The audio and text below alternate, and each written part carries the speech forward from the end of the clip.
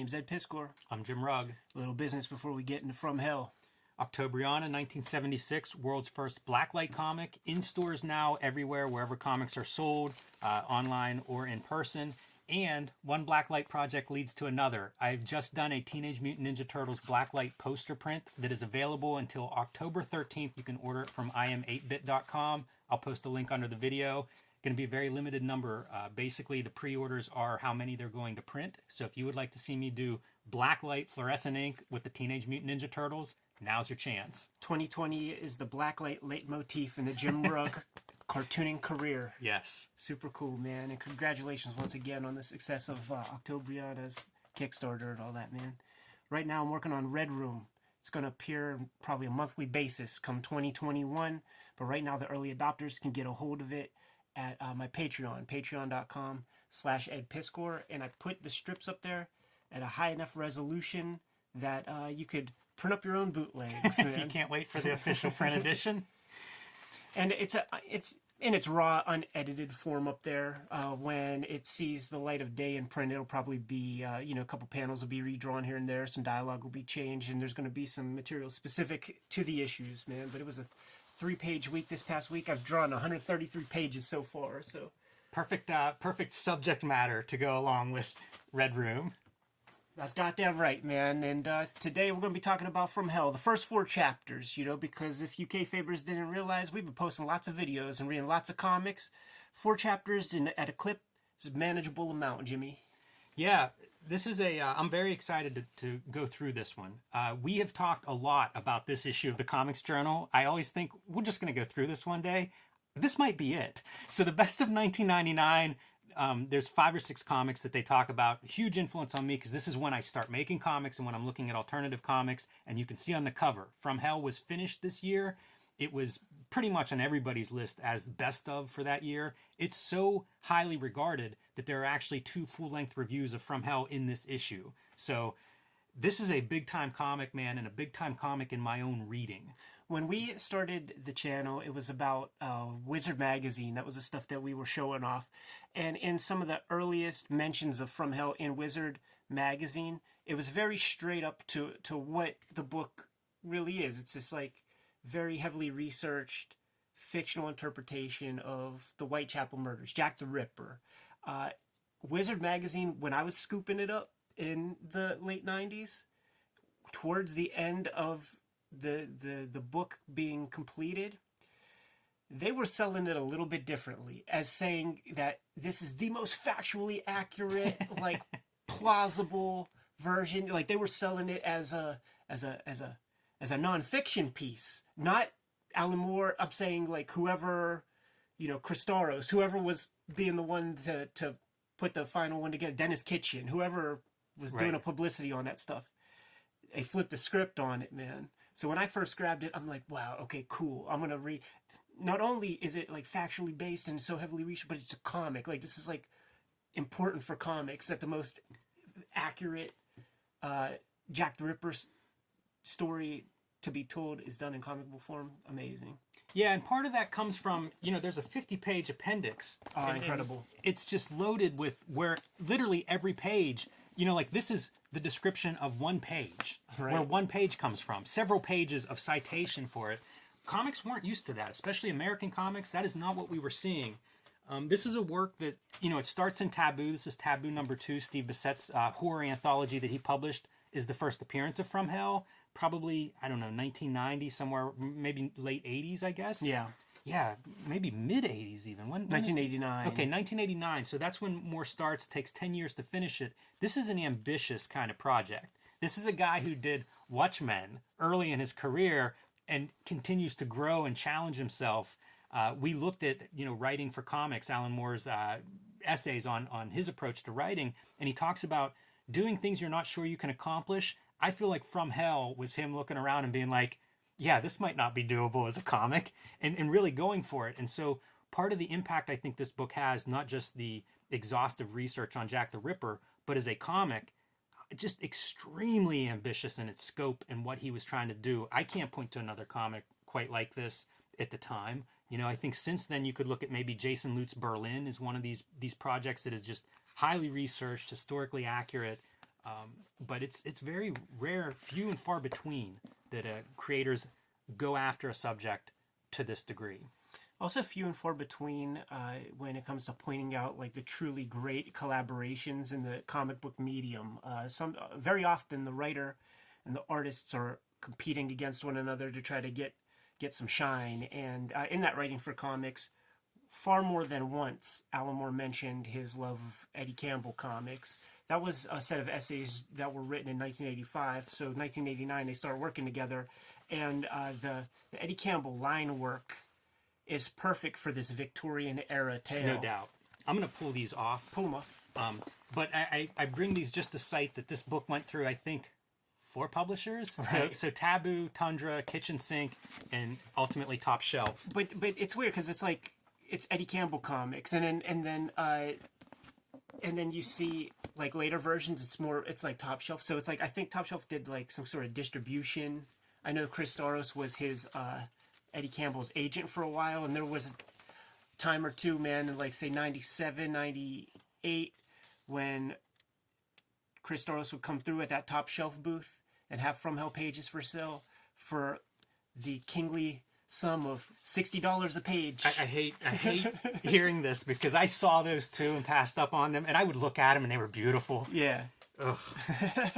Yeah, a lot of what ifs there, but yeah, man, Eddie Campbell, one of my favorite. Whenever I started looking at alternative comics and the idea of doing your own, Eddie Campbell was a guy that quickly jumped out to me, and his art, as you said, Ed, perfectly suited this subject matter. It looks like etchings. It looks dirty. It has all the qualities you would want for late 1800s London and for a giant murder story. It's just the perfect fit.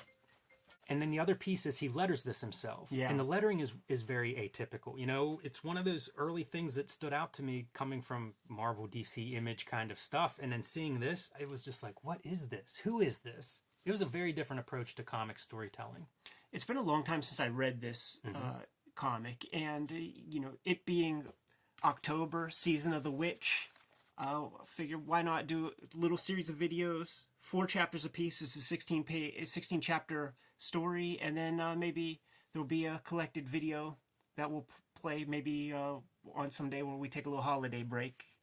The artwork, for all the good that you said about Eddie Campbell stuff, there were definitely moments here where I was getting confused with characters, like because of the scratchy aesthetic, some of the female characters would bleed into one another.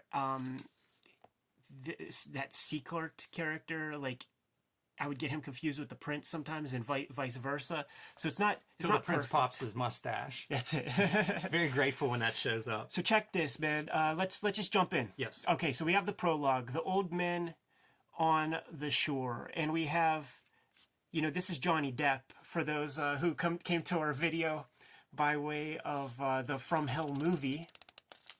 He's the inspector guy who is the Whitechapel murders are a thing of the past, and he failed his mission, man. Like he didn't capture the bad guy. It's a prelude, or a prologue, but in all 4 chapters that we'll be covering, he doesn't show up in any of them. I was going to say, yeah, right. Yeah, and the other character is his psychic helper, who joins the case, out of frustration and inability to crack the case. And so it's these guys kind of reflecting back on that time period. In that issue 2 of Taboo, it contains the prologue and chapter 1? Yes. Okay, yeah, because this, while a nice little scene, I don't know that would be just enough to hook me into the entire enterprise of From Hell. And one of the things that I made note of while reading this is that up to this point, and it's Alan Moore, so I would bet that it's going to be the same throughout. Each chapter is a satisfying unit that tells a very kind of complete moment of the story, a very satisfying chunk of the overall story so far. And the affections of young Mr. S. This is when we have the Prince of England knock up a lady who isn't of royalty, man. Yeah, he's kind of out I don't know, being wild. He's kind of out posing as not the prince to live life a little bit, to get a sense of what the rest of the world lives like. It's kind of like when Bryan Cranston puts out on a Walter White mask at San Diego Comic-Con and walks around and people bump him and jump in front of him in front of Exactly the same. the elevators and such. But while he's being a commoner, a plebeian, and frankly, this is a theme that's going to go throughout the whole book. The kind of class, class warfare, class system, the plebs, and how low they are in society, man. He's gonna. I don't think they had condoms back in Victoria times, man. So we got a little sex scene right there, and of course, the end result is an unwed mother. This is the crux of Alan Moore's idea here. Is that out of this, outside royalty or outside of the class, this is what's going to ultimately lead to the whole Jack the Ripper persona, as well as the killings that result from this. And it's basically trying to keep this information away from the masses. Right. Yeah. It's just applying some motive to the killings, and then you think about, like, this is before the Princess Diana death happened and everything, and all of the conspiracy theories, like, wrapped up with her death. Like, after that, like, this idea of palace intrigue has always been there in Britain. There's a sham marriage that goes on with the prince, and the prince's homeboy, he can't get him to fly straight, man. Try as he may. The prince is in love. Yeah. And that's a no-go, man, because she's not from royal stock. Inevitably, and by the way, this lady, she doesn't know that that's the prince, man. She's got a kid. She's married to the guy. This should be like a fairy tale ending, right? But it's an Alan Moore fairy tale. Here we go. Yeah, the royalty realizes what's going on. His parents realize what's going on, and I guess the queen specifically, and sends out the royal guard to bring him home and to take care of her. And so she is taken. First, he's removed and brought back to the palace, and then the mother is taken to a hospital, kind of a sanitarium. Yeah. I think they called them insane asylums right at that moment. All right. So that's the plan, is like they're going to discredit her, I suppose, is would be the nicest way to say it. But what actually happens is far, far, far worse. While the royal guards come, man, they do call him your highness, because they are of a lower class, and she was within ear range of that, man. So she is going to have to be taken care of. You know, the crux of this book is a serial killer. We're going to see horror and murder and mutilation and violence and, history of such. But this opening chapter, like when he's pulled away from her, that is a breaking moment. This is a guy who started a family with this woman, has a child, and this page is them being ripped apart. Like, it's over. That's the end of chapter 1, is like that family, the child, the mother and the father are just torn apart. Yep, 3 separate ways. Pretty rough stuff, and kind of easy to gloss over, because it's that happens in 4 panels. 4 panels out of 600 pages. Chapter 2, A State of Darkness. This is our introduction chapter to Sir William Gull, and one of the things that I made note of is the beautiful use, a Ditko-like use of the 9-panel grid, man. A lot of thematic rhythm in this chapter, where we see a lot of things happening from Sir William Gull's point of view. We're also going to see repetition of this dialogue throughout this chapter and beyond, like throughout the rest of the story, which is something Alan Moore has done in other works. That idea of kind of paralleling things, repeating things, wrapping stuff up with like bookend-like symmetry. So we're going to see some of that. You mentioned the point of view, a lot of like Gull's point of view. It reminded me of Chris Ware's Lint. Right. It's a very powerful storytelling tool whenever used well, and you don't see it that often. Brian Ralph's Daybreak is another example of it applied to a zombie comic, but that point of view thing is kind of hard to pull off, and it does create, I thought of parallels to slasher movies. Sure. Whenever we're suddenly in the slasher's point of view, considering what Gull becomes. And it's right here. I'm sure Alan Moore's thought of that. Expressing one of the trinity of traits of all known and profiled serial killers, man. You got to do the animal trauma, the animal torture at a very young age. And if you fly right, you get to grow up and get paid for it. Yeah, he is a dark dude, Gull. Yes, and that's sir. what this chapter really goes through, showing. We see his father die early on, so he's without a father and just, I don't know, interested in death, I guess, from that point on. He joins the Masons. Yes, man, and one of the initiation rites. The Brits, they always get this kind of shit right. Like Neil Gaiman can sell you on like interesting spells and rituals and stuff. And Alan Moore does the same, and I don't doubt that he researched this and it's some accurate stuff, So he's trusted with certain information as part of the initiation ritual. And then these 3 kind of like senior guild members or whatever, they have to try to get that info out of them as the initiation ritual. And the way that they, like, one method is beating his ass and he keeps his mouth shut. Another one is terrible psychological trauma, man, humiliation. And then the third guy, the way they write it, I can't find it right here, on the fly, but they basically cut his dick. It's like something about like, cut his manhood, something or other, man. And he still keeps mum. So they allow him to stay, in the guild and he become a trusted member of that, secret order. Are you looking for the dick statement? No. The Masons are a great element in here because of how much conspiracy theory has become like part of our language today. Right. And of course, the Freemasons often a part of conspiracy theory lore. Sure. And by the way, you can read the appendix. He's not making up this part. He's not making up that Gull was a Freemason. A lot of this stuff there is historical fact, and I think that's probably what whoever was selling this to Wizard magazine in the 90s was referencing. Right. But you can find it all in the back and more sites, where this information is coming from. And he cites whenever he's making something up or whenever it just is impossible to know this, or at least he wasn't able to find, factual corroboration. But a lot of this stuff is known. We have Gull doing his cup of coffee over there at the loony bin. And we have some syphilitic prostitute ladies. And, these guys are, talking shit on them, just like looking at them like they're dregs. Yeah, in addition to the class stuff that goes through here, there's a lot of gender. There's a lot of like power back and forth between the genders. We'll get into it way more explicitly in the chapter 4 piece.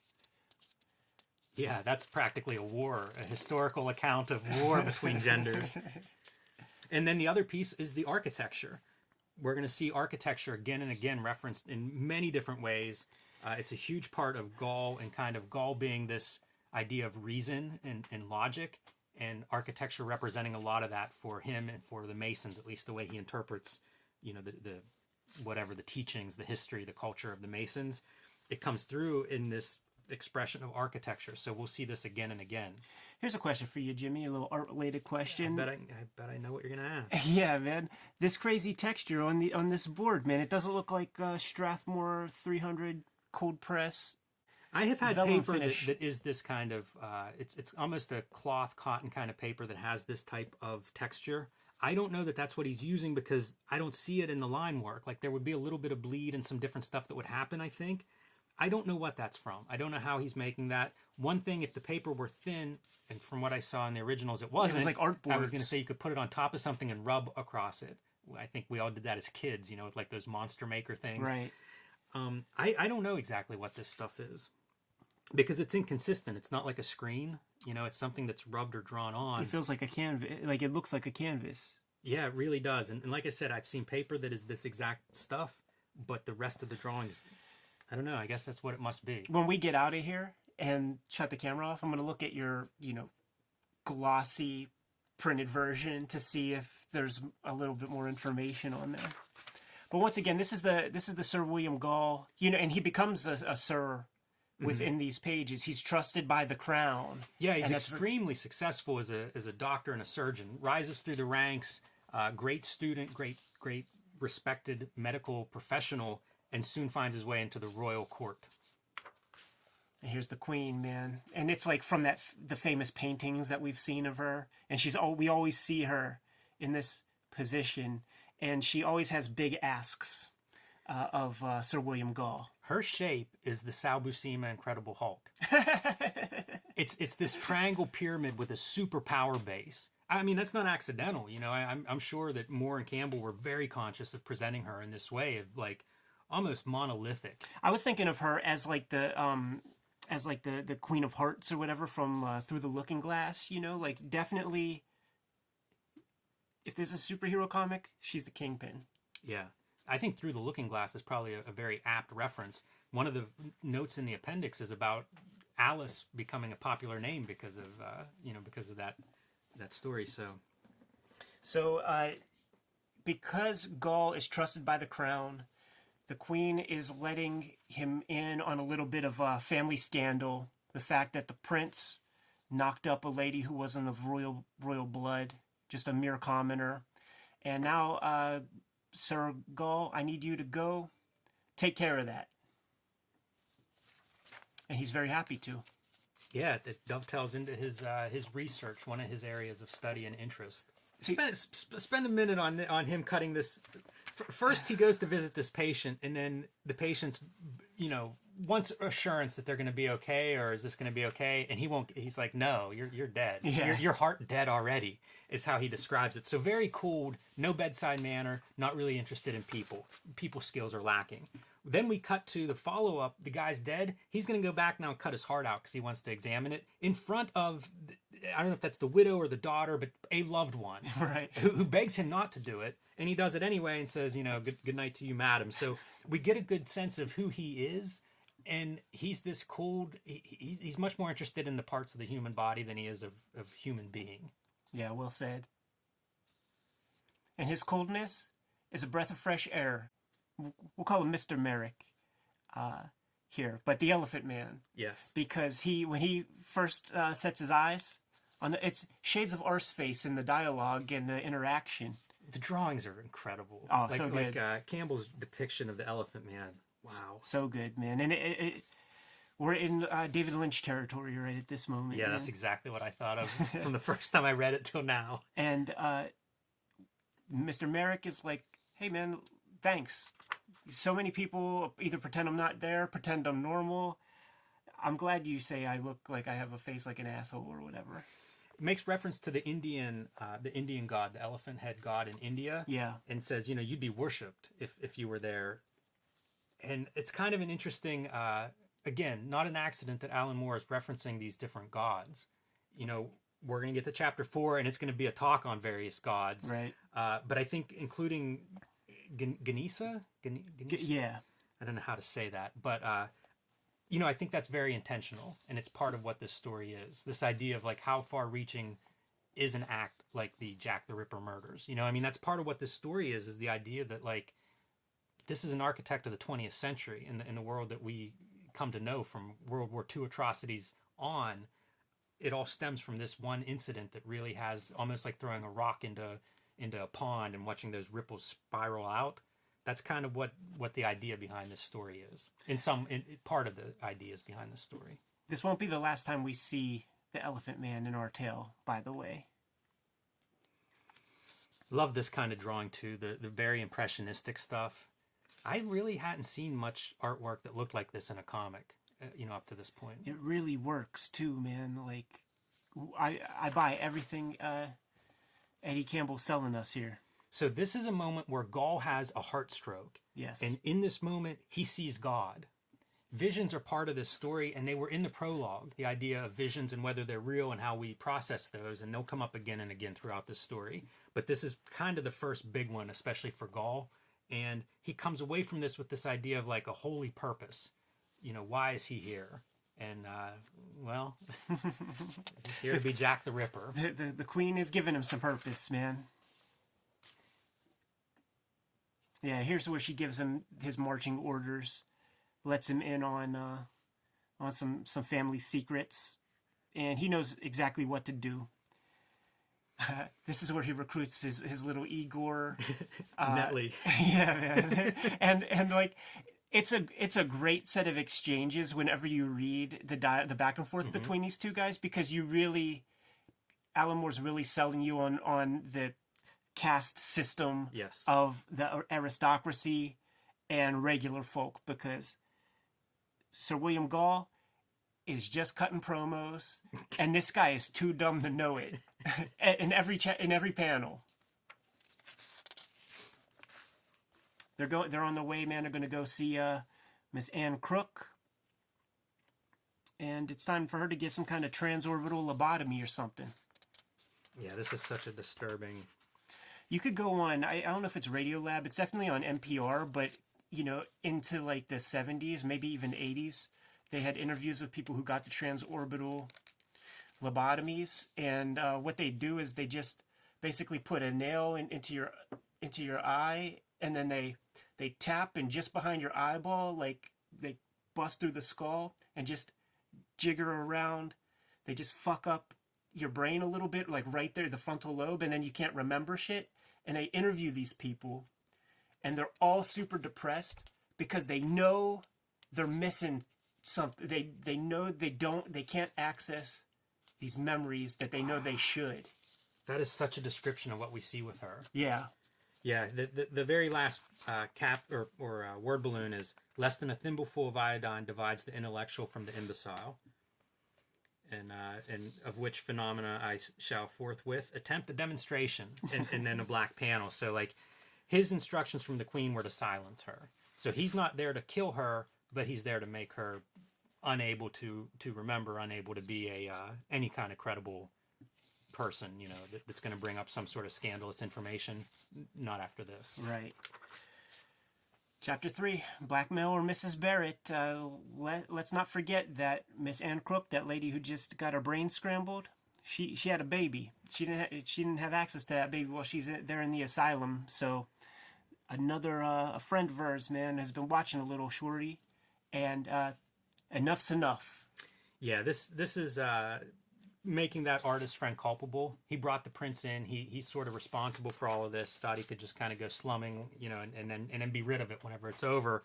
Well, there's a child here, and this woman does not want to be tasked with it. Doesn't think she should be tasked with raising the child, and drops the child off with this artist who had been friends of the prince. Look at that amazing panel of just the hustle and bustle Dude, of downtown London. The city stuff. You know, I would cite this whole sequence, you know, like any of the city stuff is just gorgeous. Yeah.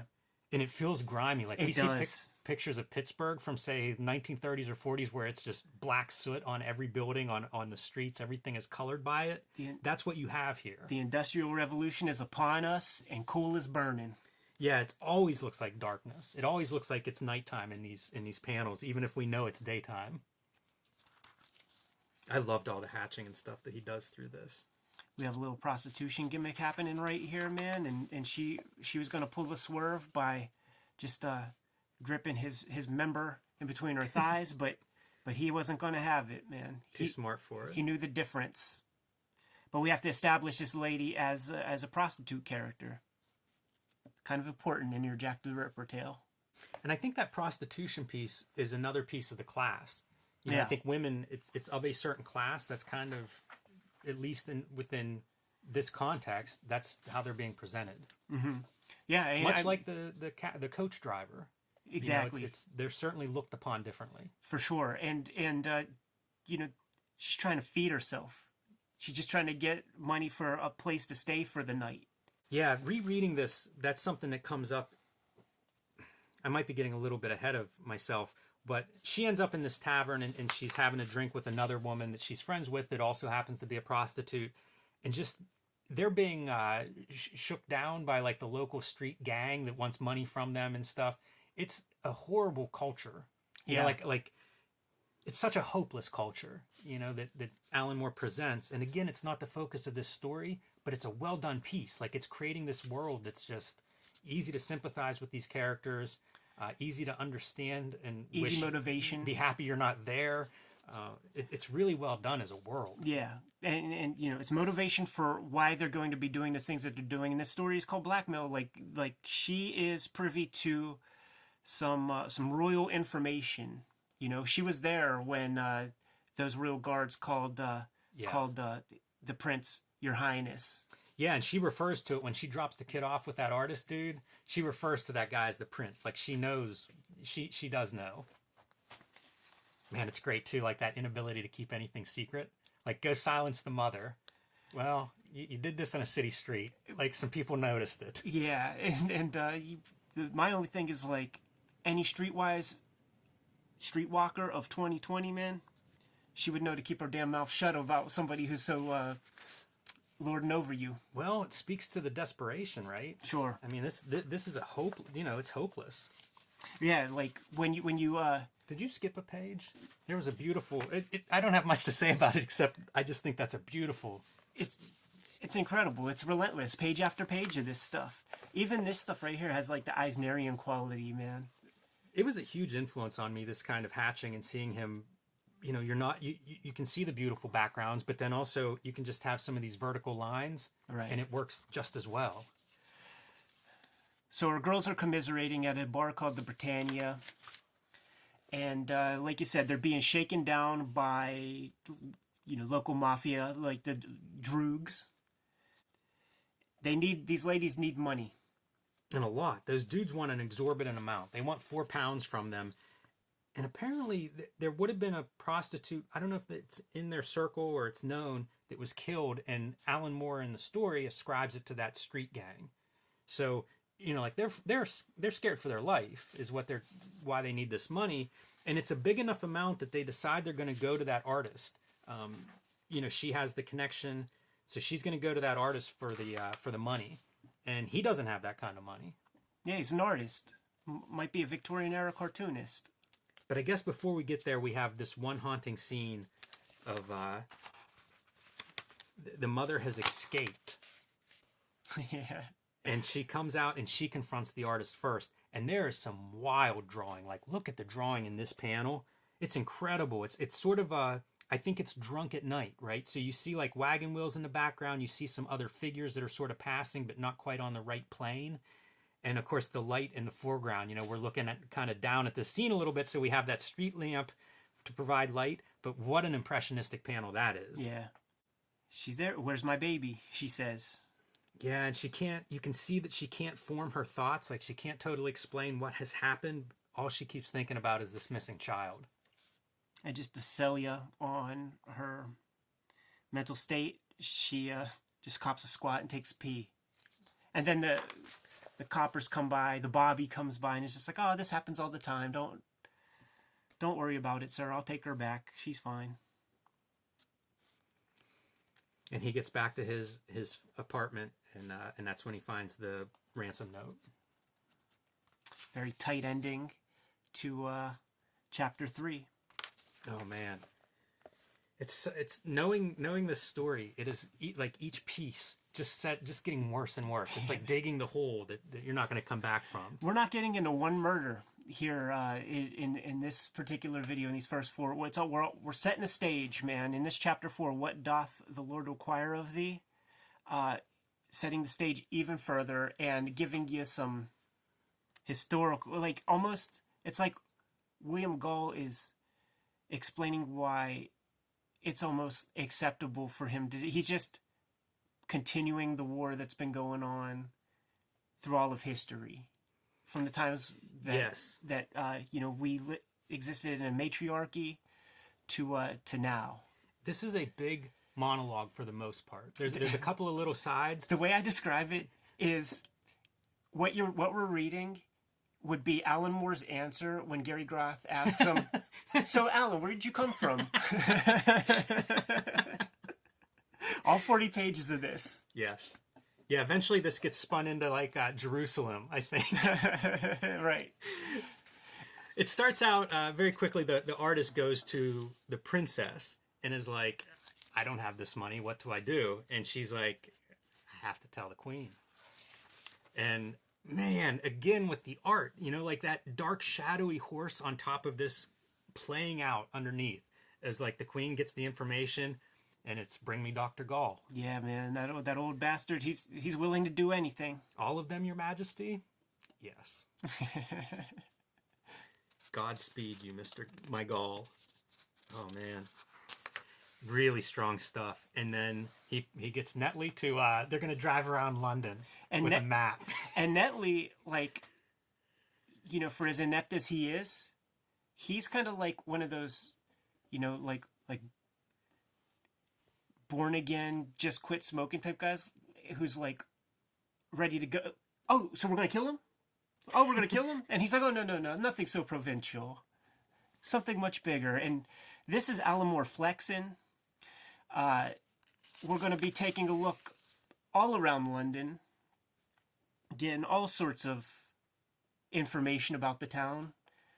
Yeah, filtered through history, filtered through architecture, filtered through geography.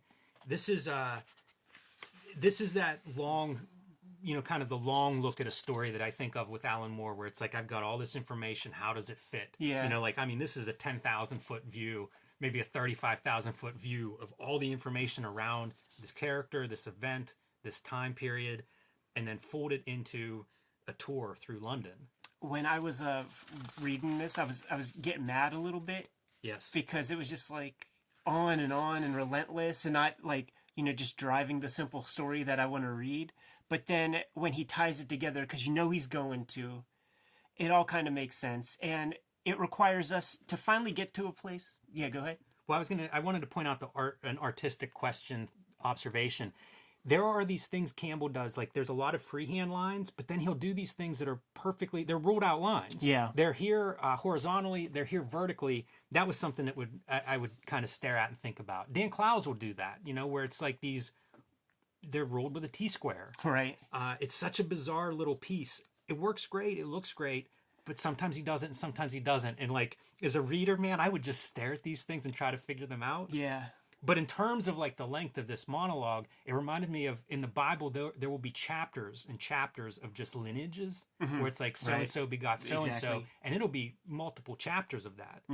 This kind of, it reminded me of that, which I think is appropriate. If you even look at this book design, it's almost biblical in its big kind of square, thin paper format. Right. So I don't think anything is accidental in a book like this. Definitely And not. there are references on references and literary and historical references, and I think that's a little bit of what this monologue is. Yeah, he's also selling us on the gender war throughout history. You know, the matriarchy. We worshipped female gods who held the secret of reproduction, you know, within their stomachs. But then, you know, the men revolted. Blah blah blah. Formation of the Mason Guild. Ties it to left brain, right brain. It is phenomenal how far-reaching this monologue is. And then he ties it to, okay, so we have some of our back and forths with Netley, and that's the shit you want to read, because he's really calling him a stupid piece of shit time and time again in the most eloquent way. And Netley's like, oh, thank you. So very good, sir. Thanks a lot. I appreciate that. Netley's curiosity peaks with the Mason stuff. Like he wants to get in that club real bad, and how that would elevate his class. Yeah. And Gull kind of strings him along, like, yeah, you do your thing, man. I'll do more than just get you a meeting.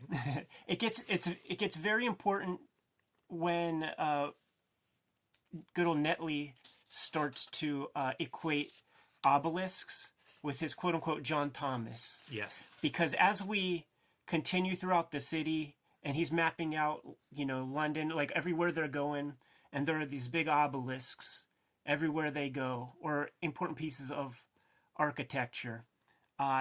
Dicks in the sky, essentially. Yes, these are built by the Masons, and this is a symbol of men winning the war. You know, winning the gender war, these big dicks in the sky. I can't stop pointing out the incredible drawing. Like as we go through these monuments, as you see these street scenes, it's again and again and again, and it's little stuff. It'll be the back of a character just bleeding out into like fine lines where the front's fully defined, things like that.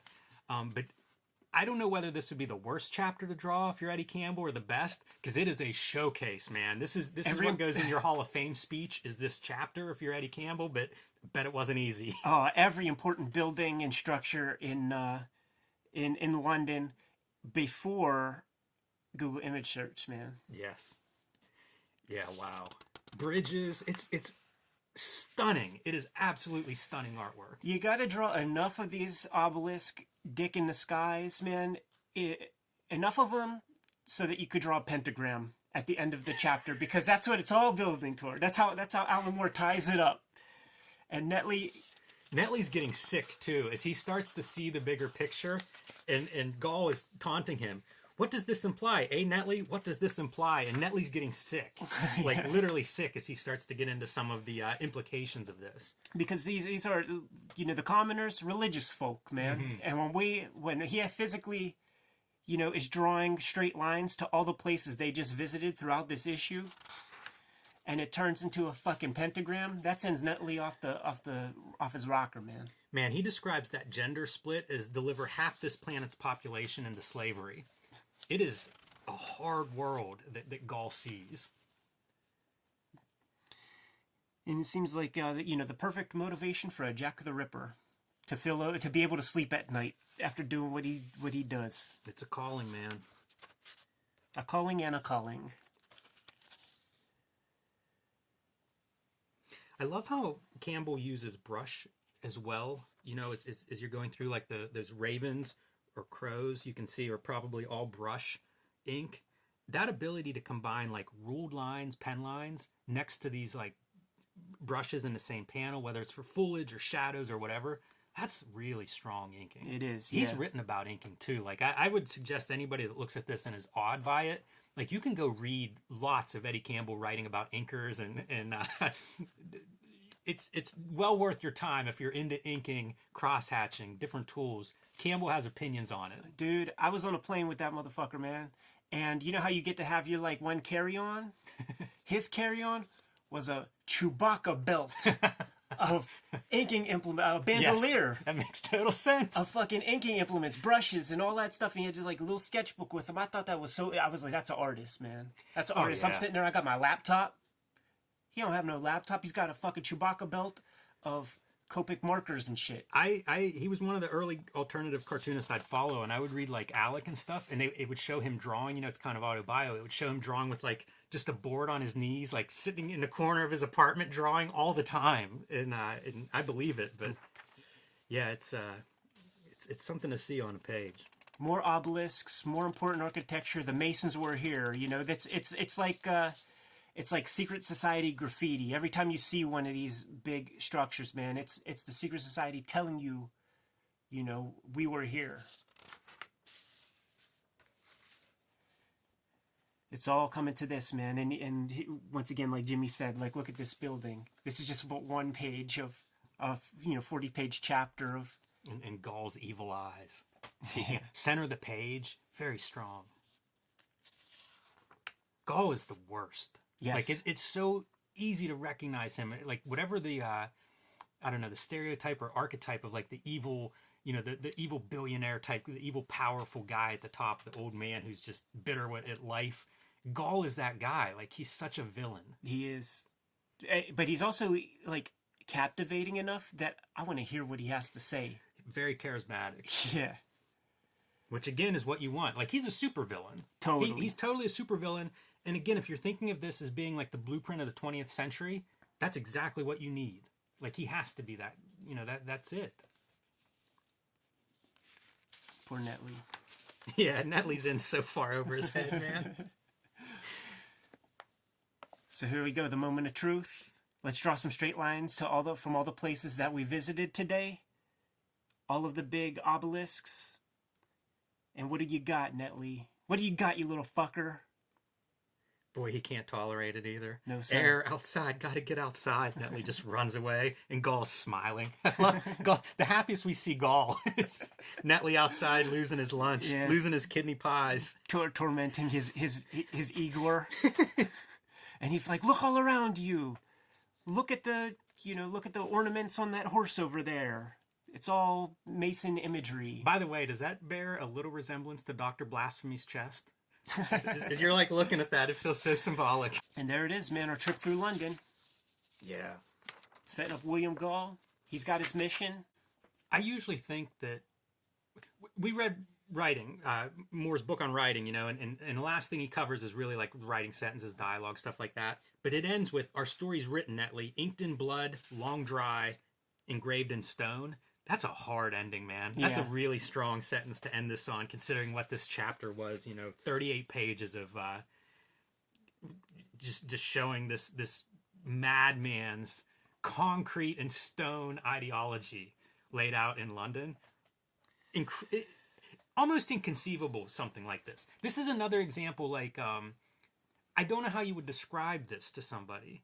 It would sound awful. Right, and make it make sense and make it reflect what you have here. You have to go through with it. Also, the fact that this was serialized stuff, and if you just got that issue of Taboo or whatever where this might have showed up, and it's like, you know, Jack the Ripper killing in a world where we're used to like a fight sequence in every issue of Spider-Man. So I'm just getting a tour of London, and yeah, it's really well written, but this is it. It works as the book. I imagine a young Grant Morrison reading this and coming to life, like blossoming, right? Had like new neural pathways forming. And not just him. I mean, I think a lot of people, you know, I think the reason this work is received the way it is partially for stuff like this chapter, where it's like, you can do this in comics. It's incredible. Like I said, I was getting angry at it as I was reading it, just because it's like page after page of like giving me a detailed description of every alleyway. But as Gull started making his point, I've been thinking about this chapter all week since I read this. This is the most distinct piece of this book for me. Whenever I remember, like, I haven't read this in 20 years, but this is the chapter I remember. It's the first thing I think about whenever I think of this book. Super cool, man. Wow. Jimmy, we covered 4 chapters this week. We'll cover 4 next week. Yes, what a start, man. So audacious. And it does feel like, again, the other thing that is in that Alan Moore book he talks about is not knowing how this stuff's going to play out. You know, like not having it all mapped out ahead of time. And it feels that way. Like, that's an epic. It feels like that was not conceived early on, like maybe a rough idea, but the actual piece, and it's 38 pages. It's the biggest chapter up to this point, and I think that speaks also to, like, once he started in on it, it was just rich. Yeah, I mean, let's think about this. Like, chapter 1 is the family scandal. Chapter 2, introduction to Sir William Gull, or the life story of William Gull. Get him up to the point where the story is in present day. 3, the blackmail. Chapter 3 is like the blackmail stuff is set up.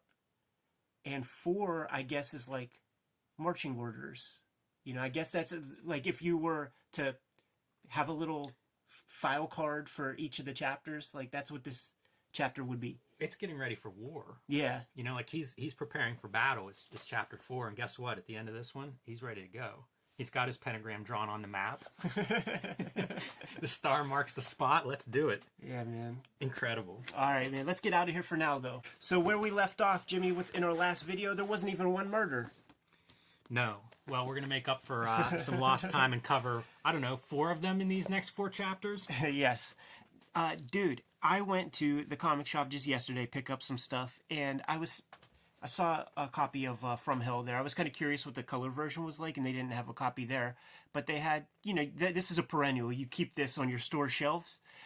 The newer printings are so white on, like, archival paper. It doesn't work as well to me. Like, this is the one that you want.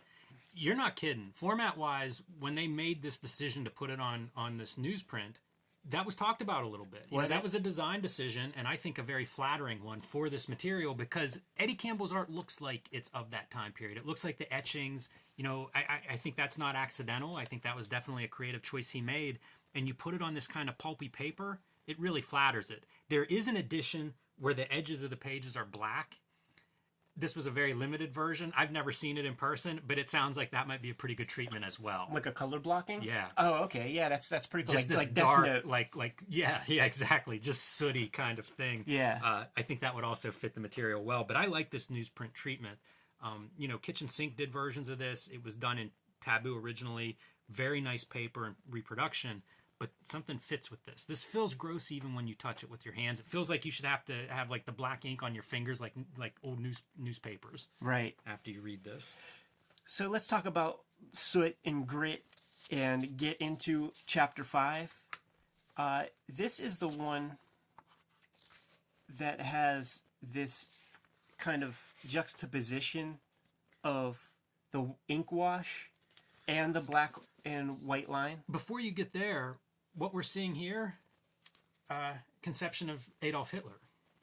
Is that what we're looking at? This is his parents, having sex about the time that he would have been conceived, which was one of the many conceits of this book, was looking at what are the ramifications of this event, how did it shape 20th century, and that's one of the connections Alan Moore makes, is the whole idea of Hitler being conceived around the time period of this happening, which may be a stretch, but interesting from a storytelling point of view. And so that's what these first couple pages are, and then we do get into the comparisons between Dr. Gull and his kind of upper class lifestyle with those ink washes compared to the prostitutes who, this is amazing. Like they would pay their couple of pennies or whatever to stay at this place overnight where you were tied up to the wall. You sat sleeping up, tied to the wall so you wouldn't just fall down on the floor. Cost almost nothing, but this would have been like your impoverished life. And it made me think, like, are these characters homeless for the most part? They whenever you watch these documentaries and stuff about the Whitechapel killings, they always talk about the way life was for these girls. Every day they start from zero, and throughout the day you need your like $4 to have the privilege to stay at this place. So by any means necessary, if on a good day you just rob for that $4, on a bad day you gotta fuck some creeps, and but that was and hope you don't get robbed. Exactly, and that was day in, day out. Yeah, he paints that picture very effectively. Like these lives of the lower class people, men and women that are depicted, just brutal. And that includes like Abberline, the detective, who has to go back to Whitechapel and just continues to paint this picture, right? Like this is a bleak, dark place, Whitechapel, at this time period. Yeah. Cool storytelling stuff where we have these kind of like more elongated panels for the William Gull sections, and then the skinny, narrow third section is relegated for the prostitute who's just doing what she can to get a couple of shillings. Dude, page architecture as an expression of her, less than existence. Right. Man. This piece right here, man, it's just a line for Gull's like petticoat, and you just see that hand. Perfect. Got our little cup of coffee with the Elephant Man. Yeah, it's weird that relationship. I think that's what, there are a lot of these. What I admire from this book, rereading it, is how many threads Moore is weaving. Sure. We see detectives and kind of them doing their work, both good and bad police work. We see the journalists who are doing, new journalism and stuff. There's so many of these different pieces that he's weaving together in here. And I think that's what the Elephant Man stuff is. It's one more piece of this time period that he's painting, the setting that he's creating. And weirdly, the Elephant Man is part of that setting, part of the oddity.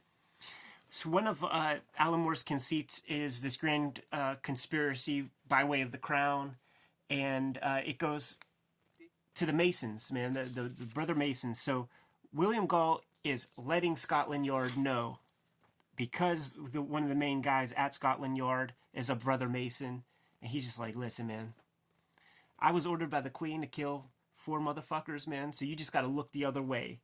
And there's some tribulation, there's some bullshit that goes along with this, man, but ultimately our Scotland Yard, whatever you would call that guy, the Commissioner Gordon of that stuff, is like, okay, I'll just make sure there's just like a real shitty cop. Yeah, the conspiracy part is great. Like this whole story is full of that the masonry connections behind this, and I think he does that conspiracy thing really well with the police, because he interacts with this guy's chief of police or whatever that position would be at the top of the line. It's very disturbing the story that Moore is telling here, right? And showing those threads of like, well, how do you get away with this? And it's like connections. It's all these upper level people have these connections to each other. When you see Netley, you know there's trouble ahead, man. He's the Igor to the Dr. Frankenstein that is Sir William Gull. There's going to be a few call outs to the great Eddie Campbell throughout these 4 chapters. This row of seeing the through the glass, it's not a reflection, but the distortion through the glass, incredible. Yes. Right? Incredible. And that's Polly. That's going to be our first victim, and she emerges from behind that glass in some really impressive drawing.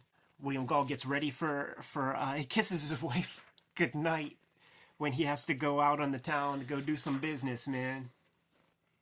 Yeah, spends his day looking at like Egyptian artifacts, kissing his wife, having nice dinners, shaving, and then heading out to kill prostitutes. Yeah.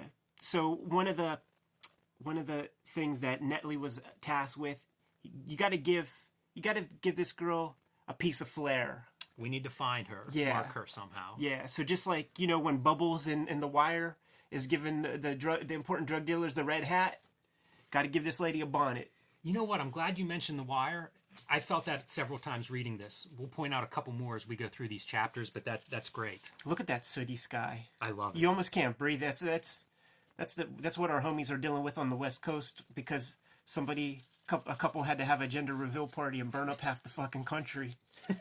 He's poisoning grapes. That's what we're seeing on these pages. Yeah. Grapes that he's going to feed to his victims once he picks up Polly. I guess they're a sedative. It's that laudanum stuff, which would have been the anesthetic of the day to put your ass out whenever surgery was required. There's a couple of moments like this too. This is like fire engulfing, kind of her world. We saw at a panel a couple pages earlier. There was a background that was like that. We're going to see a few of these examples where, like, the present world drops away, and we see other stuff, visions. Time sort of displacement visions, but it's an interesting choice visually. Yeah. You know, it creates a mood. And again, man, all these night scenes, the coaches, the amount of black ink on these pages that still reads, it is such a dark, dark story. Right. Literally. Right. Pages and pages. This is at the beginning of Inglourious Bastards when the German officer is there in the house and we see the people underneath the floorboards. We know what's happening. This is the Jack the Ripper comic. Page after page after page of conversation between the two. It's making you feel for the girl. You know, it's making you, it's turning her into a person for us just before the inevitable. But not before they drive by the Elephant Man. Yeah, and he makes her give a salutation as if it was the Indian god that she's talking to. It's such a creepiness that Moore evokes with this language stuff. We laughed about Netley being made sick as he starts to see the bigger picture, but I felt some of that dread reading this stuff. For sure. You know, like there's such setups to what you know are inevitable, gruesome endings. These characters are so pathetic in so many ways, and to just read pages of Gull's setup, it's really disturbing. Yeah.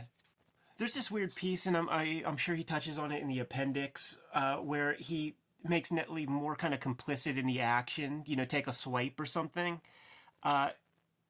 Could this be, you know, when they find the body in real life, like there's like one cut that seems amateurish, but all the other ones are surgically perfect. So Alan Moore's just building that into his narrative.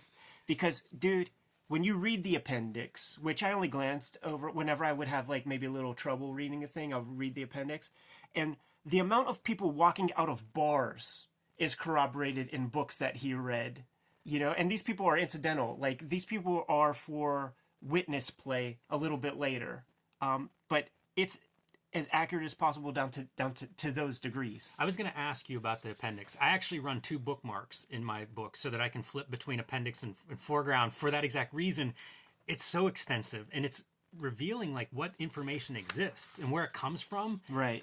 That's really cool about Netley making that cut. I didn't make that connection, but that is why you would put it in there, because it's like there's a record of this odd cut. How would you explain this with Gull? And like it is explained. It's fascinating to read the appendix and go back and forth because all those pieces, and again, this is the mine hunter, you know, right. With I just picture Alan Moore having all these threads connecting everything and then like adding the fictional scenes, you know, in between. And there aren't that many. Like it's rare, but he'll note whenever something's completely fabricated. But it is fascinating as a storytelling thing to kind of like go back and forth between those notes and see where this stuff is coming from. And I would be wrong if I guessed which parts I think are made up and which parts are accurate, or at least historically recorded. Sure. Except for when Sir William Gull is in modern day and there's a skyscraper and he's looking at that. I think you would be right about that. I would guess that one. Yeah, I figured that one out. I mean, we could keep going on with this first chapter, but basically, first body's discovered, and the entire scene is kind of run over. You know, like once again, The Wire. If you read the book that inspired The Wire, they talk about the crucial like first day where you need to collect evidence, because the evidence, you know, just your regular patrolman is going to step on important things and all that. Like we're witness to that throughout this whole series. Yeah, the pieces are really incredible, and it speaks to the whole way this story is put together. It's almost like, I don't know, 85% of these pieces Moore has pulled from reference material. Right. And if you lay those out chronologically and where they overlap, and then he plugs in the little extra interstitial pieces you need to just kind of make this fit, it's the wildest story to read in that regard because of what he's pulling from in terms of reference. And then it's like, I remember reading this the first time and being like, oh, clearly that's Jack the Ripper. And that's not exactly what Moore is saying, but it's so convincing. Right. That chapter ends with Sir William Gull kissing his old lady who's sleeping cozy in bed. And look at how, in that middle panel, how pleased he is with himself while he's laying there. That's another fun thing not to gloss over, is that drawing style, is putting the washes in here. Because we talked about that linen paper earlier.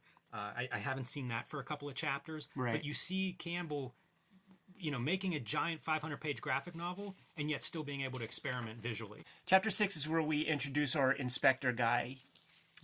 He escaped Whitechapel for a while, hoping to just keep going up the ladder.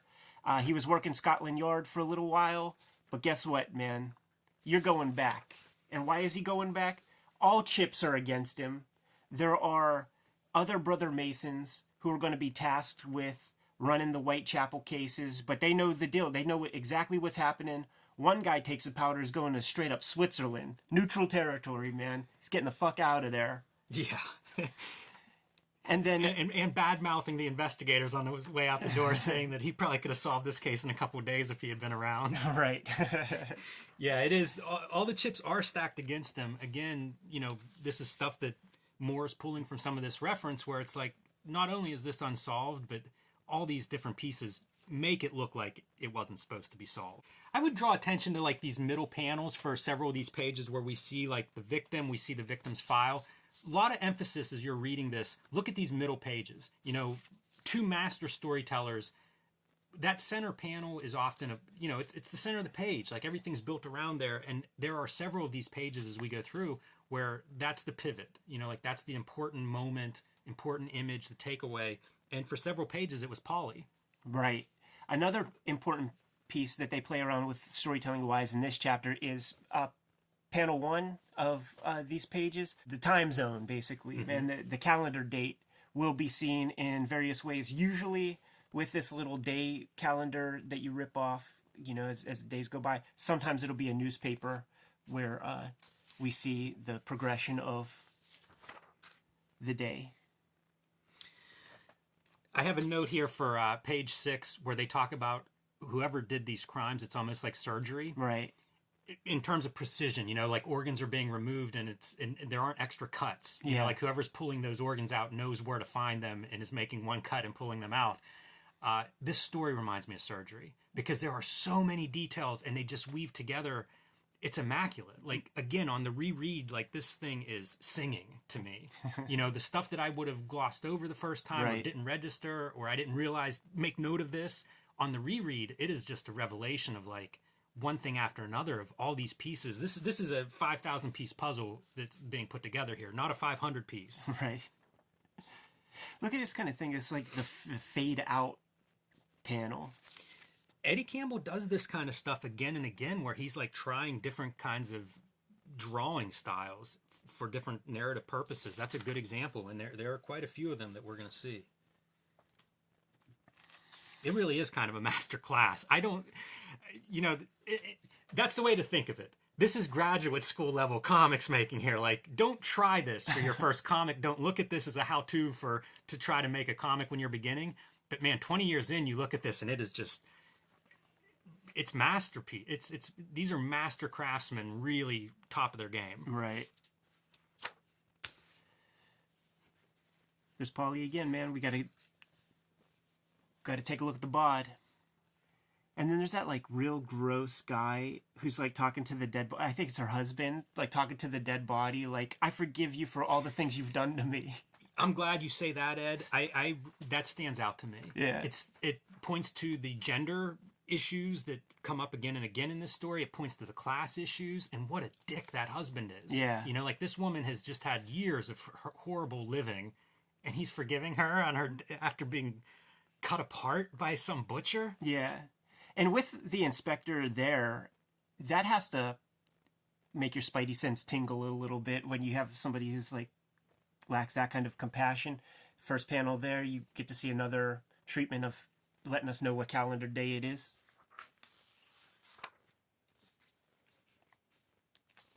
Leather Apron becomes a name out of thin air that people hear again and again as being associated with the last seen person with Polly or whatever. But this what's is his name? Abernathy? Abberline? Abberline, that's it. Yeah. He's suspicious of that, but wants to break the monotony of the day up. And of course, a proper Englishman would never be able to be so vulgar. You know what? This is the surgery part, and that's exactly what he's describing.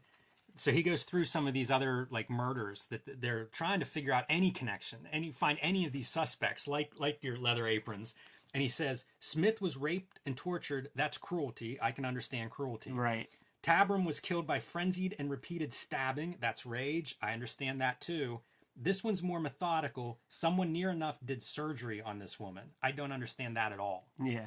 This is serial killer shit too. You know, like, this is the stuff of, I don't understand what this is. Right. This defies typical human response.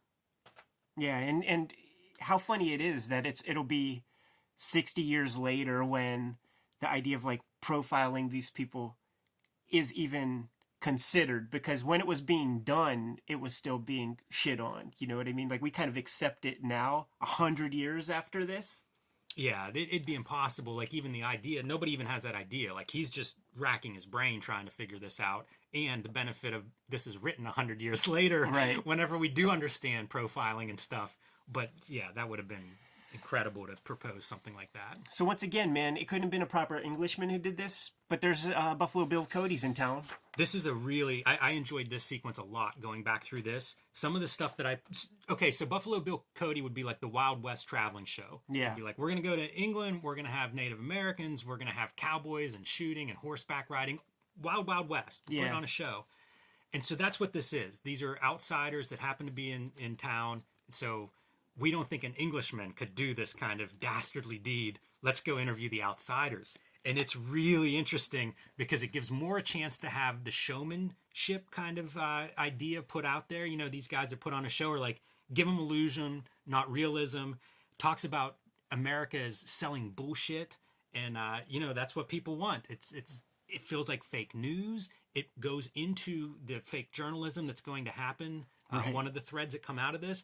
But it's really interesting, this idea of like storytelling and selling storytelling to the public. Right. Really great stuff. Kayfabe, if you will. Yeah, exactly.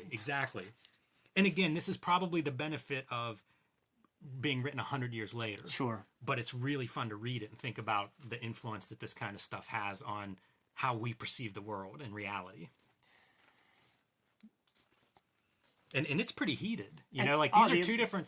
The Americans are like, take a fucking hike. We're out, man. We know our rights. This guy is reading this book that's like prophecies, and it's prophesying the rise of America as a superpower. Right. And of course, Abberline's like, "What are you talking about? What are you guys going to be superpower?" Yeah, and there's going to be war with Germany, the Queen's Germany. Us fight the Queen's Germany. What are you talking about? Yeah, it's wild. This scene, very fun, very odd. Yeah, and at the beginning of the chapter, you have the damn birth of Adolf Hitler. This is another in my notes where I referenced The Wire. It is just like seeing like every single connective thread possible that can go in here. And then where do you get to play as a storyteller? And, you know, I think Alan Moore has some fun with this scene. I have some fun reading it. One of the next places we're going to be going to, like you said, man, the yellow journalism of creating news. So we're going to tell you what day it is by way of the newspaper headline. Yeah, this is a great scene. This is where a crowd gathers at where the body was found. Yeah, And so rubbernecking, like taking pictures, selfies. posing, like, hey, look, I'm Leather Apron, and we're walking around like a gull. Yeah, and also this part, 100% spot on with human behavior, right? Absolutely, people taking selfies at Ground Zero after 9/11. But this is 9/6. We're going to be putting this lady in the ground now. Following the whole trajectory of like her death and all the posthumous stuff that comes along with death. We get to see the Peckerwood husband again. Is he a suspect? Nah, he's he's gross, but he's a bitch. He didn't kill anybody. And the days are just going by, man, and Abberline is getting nowhere fast. Yeah, and he's fully back in Whitechapel now. And not happy about it. No, they go through and describe, like, this is a description of Whitechapel and what it was like at the time. It sounds like hell. Yeah. You know, he describes at one point like 9-year-old kids brother and sister having sex in the open streets. There's no lodging. Like almost everybody there is kind of homeless. Yeah. It is just really, really dark. Like this is a place. This is the worst of the worst. Like, and it makes it feel that way. You know, Moore does a really good job establishing that setting as just being awful. And then I love this drawing because you have a very sharp in-focus Abberline as he's entering this bar, and the inside's just this impressionistic drawing that to me is like, oh, everybody's a little out of it. They're a little bit drunk. It's almost like looking into the bar, you see the drunkenness. Right. And it contrasts in the same panel with the sobriety of outside of the bar. Crazy bar setting. We got our Abberline. He's bumped into one of the future dead prostitutes, and he's got to kayfabe his way into a conversation with her. Almost screws up, man. Talks about, says he's like a leathersmith or something, and he's working on it. Oh, it's this case I'm working on. Oh, what kind of case? Yeah. Saddle. It's one of those good human moments, man. I love that police newspaper that they end the page on. If you look in the appendix, he says that's based on the actual newspaper. So it's kind of cool to think of how visual those newspapers would have been at the time. Probably it's like for comics. For mostly illiterate populace, right? Right. And then it turns to leaves. Fall setting, I guess. Yeah. Oh man. Torn envelope, man. Chapter 7. This is here goes a bunch of the players involved. We got the dude that was with the prince sitting there amongst his paintings, all salty. The guy who really set this whole thing in motion. Yeah. We got Gull. We have newspaper dudes. Leather Apron. Look, this could be like the these are the ancestors to the Watchmen gossip news magazine people. It's amazing to think of him as the ancestors, but the book's created afterwards. So really, the Watchmen dudes from 1986 are the ancestors. Right. This is the proposed Leather Apron guy, and he's freaked out. He's holed up. Oh yeah, he's scared. Yeah. So we get a little bit with all of them, man. There's the prostitutes getting together. They know that their homegirl is toast. One of the more like homely of the prostitutes, the more rotund one, Zoftig, if you will, she invites herself along to this to the bar to hang out with some dude that was gonna make time with the other prostitute girl, and they start a whole schmoz, which basically we need to separate the girls, and we need our girl to kind of be on her own. Yeah, and it continues that thing of just the lack of compassion that exists in these characters' lives. Even against each other, it's like dog eat dog, and, right. And the oddness of the drawing in that panel. Yeah. Very, very, I don't know the narrative reason for it, but it's another example of Eddie Campbell experimenting, or at least, a panel that's kind of atypical for the rest of the book. Right. Oh, yeah, and those girls, like, what were they fighting over, like, at the very beginning? A fucking piece of soap. Yeah. Yeah, well, one says the other one pickpocketed a guy. Yeah, but even before, like, what got them to the bar, it's like they have to negotiate for a piece of soap, and the girl's like, well, you know what, you better give it back to me. Yes. After. What a horrible, like, it's such a depressing existence. Because her one job is cleaning this guy, this right. pensioner. Yeah. And really, that's just, that's that Japanese soapland shit where it's not about cleaning anything. It's about fucking Yeah, it's about this. jerking a dude off. Look at this. After that chapter we read about, like the 12-year-olds getting married and stuff, you see this, like, these little kids that are like a couple. Wow, man, look at that tree. It's great drawing. It's really cool how it breaks the panel grid, too. Yeah. It breaks the panel grid, and all you see is Annie, who is going to be the victim in this chapter. Yes. And it looks like that's photocopied, maybe. It does. It's hard to tell. Although distorted. Yeah, it is hard to tell. I don't know for sure that that's a photocopy, but it wouldn't surprise me just based on how experimental a lot of this artwork is. Yeah. These are the newspaper guys who are conjuring up some kayfabe to try to sell more papers. Yeah, this really reminds me of Wire Season 5, where they talk about, we sold a bunch of papers off of, I don't know if it was Leather Apron or a different one, but basically giving a name to whatever this killer is. That's how you sell papers. Get a character on that front page. Right. And so their plan is to write a letter. If it bleeds, it leads. Annie's been pretty bad, man. She's hasn't been indoors all day. She's a walk-in zombie. She's sick. Can't afford food. Yeah, hasn't eaten for a couple of days. A girl gives her a couple shillings or pence or whatever they call them shits. And under the express purposes of not using it for alcohol. A couple of pages with our proposed Leather Apron guy who's shitting his pants, waiting for the popos to show up. Yeah, there's a cop that has him sort of, that's who the cop thinks it is. And that cop, what's his name? Upright Jack, I think. Right.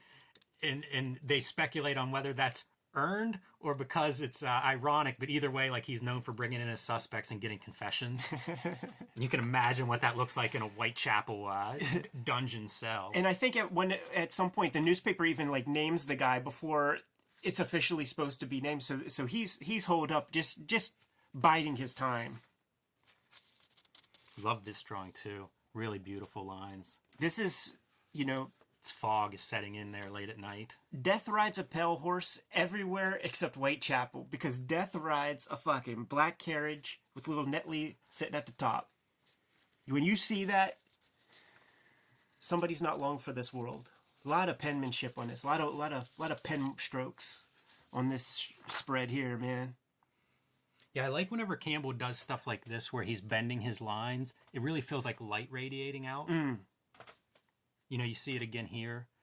I don't know, something about it's just very effective to me in terms of having that almost light going out into the night. Look at these little desperate hands showing up, man. And this would be that house where it's like, give me my 4 pennies so that you could just have a place to stay indoors for the night. Yeah, and she's there just begging, let me sit here for a little bit. Yeah. And he's like, I don't want to hear you even breathing. This is a neat transition. So remember this last panel, whenever we flip the page to the next start, it's almost the same shape and everything. Right. The coins being the eyes. She overstayed her welcome, man. She stayed in there too long, so she has to bounce. She has to get the hell out. And she bumps directly into Netley, who is the answer to all of her problems. I have this rich guy who's been keeping his eye on you, and he's doing so well that he even can afford grapes, which of course are roofied up. Here's another instance where Gull, where you could probably guess the Alan Moore invention. Yes and no. There's two stuff. So if you read the appendix for this, the story is the people that live in this apartment would report these ghost-like visions of a couple walking by the window. Decades into the future, Sure. And so Alan Moore spins that around and makes those ghosts be Gull and Annie Chapman walking by. And so we see it from the ghost or from these, like the ghost, point of view of Gull looking in. Right. And, he plants the idea of Gull having these visions of God and things early on and talking about different visions. So it kind of makes sense that Gull is experiencing these like really strange moments. Yeah. And it's kind of neat that it's based on a ghost story. Right. It's just he's now taking the ghost point of view. That's pretty cool. Yeah. That is super cool, man. And it's another one of those details. Like, how's he even find that information? Just one sentence in one book, probably. I remember I forget who the author was that came to town, but they were promoting their latest book, and at the talk that they were giving, they said they read like, 6 books, thousands of pages of stuff. And what ultimately ended up in the book was like 3 pages of material from like all this shit that they absorbed. But it creates a richness. I made that comment, I think it was on our last From Hell video about the documentary filmmaker that would shoot 100 hours and end up with 90 minutes. And somebody's like, that's nothing. Some of these documentary filmmakers shoot thousands of hours and end up with the 90 minutes. So it is true, and I'm sure Alan Moore went through thousands of pages to get to this point. And this point is the end of Annie. She's done. Does he take her? He takes her wedding ring. What a vicious bastard. Yeah, it's some of those little things I think is what Alan Moore has to make work.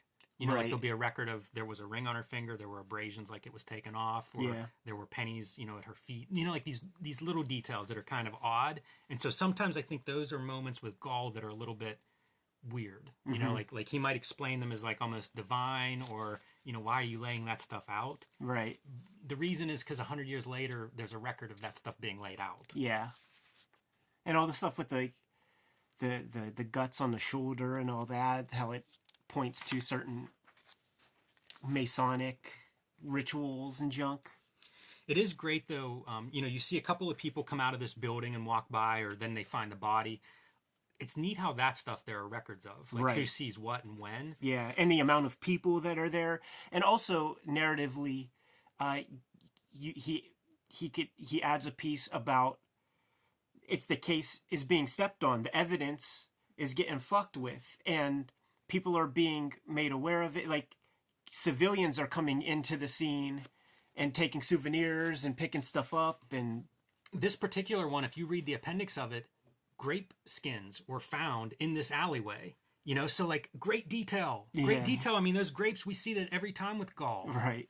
Apparently there were some found that were, written about in the evidence for the case. Did you read anything about that laudanum stuff being found in the girl's body? But as I say that, it makes me wonder, like, how intricate were autopsies back then? Like, could they run those kind of tests? Yeah, Maybe not. I don't remember reading that, but also there's a lot to read here. Yeah. I bet you could reread this book your whole life and continue to find details. Right, So I'm right. certainly not an expert at this work. And this kind of thing is like, done over a decade's worth of time. It has to be done. Even if Eddie Campbell could draw 500 pages in 500 days, the amount of stuff put in here, you need a lot of time. This is the cops, Abberline, asking if you believe this leather apron thing, and he's like, Thick, the name of the cop. He gets results. Right. Yeah, maybe. He's not busting Jack the Ripper, but bring in the poor guy that he thinks is guilty, and I guess beat him around a little bit, see if you can get a confession out of him. Yeah, man, it'll make the day go by easier. Like you'll have a cleared case. And Abberline dresses him down. Johnny Upright is what that cop's known as, and he really that whole page is him just dressing him down like you're out. Don't let me hear your name and see your name in the newspapers again. Continuing the whole thing of just an impossible situation for this Abberline guy, and he's our protagonist in a story. He's our hero of this story, and we know that he's gonna fail. So it's like you stack the chips against the guy so that it makes the failure a little more acceptable or something. It adds to the dread. Yeah. Because we see him as an old man still regretting this case. Right. We hear about him working for 15 years to get out of Whitechapel, and then he's put back in, and we know the outcome is terrible for him. Yeah. He lives with it the rest of his life. It's just one more dreadful element of this whole dreadful story. And every other page, there's another sequence, another part of the conspiracy. And sometimes, like, when it's the news guys, the conspiracy, like, they're involved in their own conspiracy. So there are conflicting conspiracies involved in this thing to just create confusion. And then Gull has his own extra bit of conspiracy that he's going to, like, try to weave into the thing. So there's, like, 3 separate strands sending this guy on all these different directions, and that's just frankly a waste of time. Yeah, you have to wonder, like, this probably happens all the time when somebody's trying to, a journalist or a detective investigating anything is trying to get to the case, even if it's well intentioned. Just all the chaotic noise and information and everybody trying to be helpful, even if it's well intentioned, it still just messes up. You know, it still just adds cloudiness and information that's not useful or maybe not accurate to these kinds of investigations. Like, even if you're doing your best, it's still not necessarily going to work out that way. And certainly in this case, it's not everybody trying to do their best. Those journalists are trying to sell papers. Like, they say, we need a villain, you know? Like, it has nothing to do with helping the poor detective. So let's throw another monkey wrench into the whole system and introduce a second lady named Mary Kelly. Yeah, this part, we mentioned in the first 4 chapters at times being confused by characters. This sequence confuses me quite a bit. This is a... Because these are new characters out of left field, right? Right. And again, you know, they're here because it's based on real people that were involved, but it's a little bit confusing as a reader. It makes me wonder if these are discoveries that Alan Moore made around, like, years... Partway through the Exactly. writing. Because, you know, if he had it to do over again, he would build them in earlier. You know, let's just throw more confusion at Abberline. And this time the confusion, it's even going to touch Sir William Gull a little bit. Yeah, and real quick, we see the 2 surviving prostitutes kind of crying about, they still think it's the local gang. Yeah, the Nichols that is extorting them, and they need a lot more money than they can scrape together. It's why they started the blackmail plot, was to get that money to pay off the gang for protection. So they're under the impression that local gang is now... is killing them. Yeah. Like, they're not getting their money soon enough, and 2 of their friends are now dead. And they are going to do everything they can to get that cash, to just, like, end this misery. That's their motivation for this issue. By the way, when you're a new character, a new poor woman in this setting, and you're introduced in this book, it's not good. No. You're not here to solve the case. Oh, no. No. Cut to the prince, who knows that this bloodshed is being done in his name, and he's a gay guy. He's like bisexual or something. Is that what we're dealing with right there? I don't know. It feels like that's the implication of this scene, but my takeaway is it's this guy who married a woman, had a kid, was pulled away by his grandmother, and doesn't care at all about the kid or the woman he married. Right. Yeah, just little Lord Fauntleroy. Just deadbeat dad. Totally narcissistic, you know. He's worried about him and his relationship with this guy who refers to the queen as grandmother, and is like, there's a note here, or I think the prince says that it's like, you could be killed for that. Right. Like, yeah. Don't call her that. we still hang commoners for calling her grandmother. Commoners. I like these kind of images. You know, like the street scenes, you know, like it's something that might just be a background of what's going on around town. The perspective of this looks like it's traced from a photo, not the characters, but the background looks like it's got this like bubble lens. It is weird, kind of image that's looks like it was taken from a weird lensed camera. Throughout the past couple of chapters, when we introduced Abberline, he would talk with Mary Kelly, right? Yeah, one of the she prostitutes. Calls herself Emma. Right, but there was like the one girl who goes by 2 names, which creates the confusion. Right. Yeah, I have a feeling a lot of these women may have used aliases. Sure. Because they do bounce around with names. Several of them, the characters in this book, bounce around with names. Hey man, the strippers at Club Erotica, her name ain't Cherry. You know what I'm saying? You're staying in the same town, man. You better fucking use a fresh name, or else you're gonna have a stalker or 2. So the one prostitute, she's got major money troubles. Abberline is like the one good guy in her life, because he needs clues, and he's undercover here. He's not looking to trick. He gives her a couple dollars, and she thanks him for it. Man, you didn't even try to fuck me, man. That's real cool of you. But then she kisses him, and he's like, "Oh man, am I going to have to get tested?" No? I was thinking he was falling for her, but yeah, okay. I was thinking like, "Oh man, do I got a bump on my lip now? How long does it take for them to come up?" This is a pretty fun sequence. This is Abberline going through the suspects and trying to figure out what works and doesn't, and he has 2 suspects, and neither one of them are any good, and he knows it. Bullocks to one, and fuck Lieutenant Thick or whatever his name is. So he's got to go back out on the streets, go back home. See, this is the moment why I was thinking he's falling for this. Yeah. Because when he's home with his wife, she's being real nice to him. Because he was saying the name Emma the night before in his sleep. Is his wife's name Emma? Like, I guess man, so. I don't know if my wife would appreciate me calling out some other woman's name while I'm sleeping. Sure, yeah, it must be. We got Netley getting caught in his feelings a little bit. There's a famous Robert Crumb strip called Bobo Belinsky where it just shows the same character in like 5 different angles, and to me this is like a version of Bobo Belinsky. Just see him in a bunch of different angles, but he's obviously in a little bit of turmoil, but not so much that he still can't help Uncle William Gull out, but he's got to get a little bit sauce to do so. Self-medicating. Yeah. Yeah, he's expressed his how difficult this is for him. Even talking about it in the beginning before any of it happened, he sort of had trouble with it. Right. Look, we got some Mason imagery right there. And now this part confused me a little bit when Gull meets with these dudes and they're like, we got orders for you to stop the murders, blah blah blah, and Gull is like, so this is sent after the first killing, but you say murders, like. So, yeah, he decides the note's bullshit. Right. Which I guess it is. Yeah. This police commissioner is really not. This sucks. These are the worst murders in Whitechapel, London history or whatever.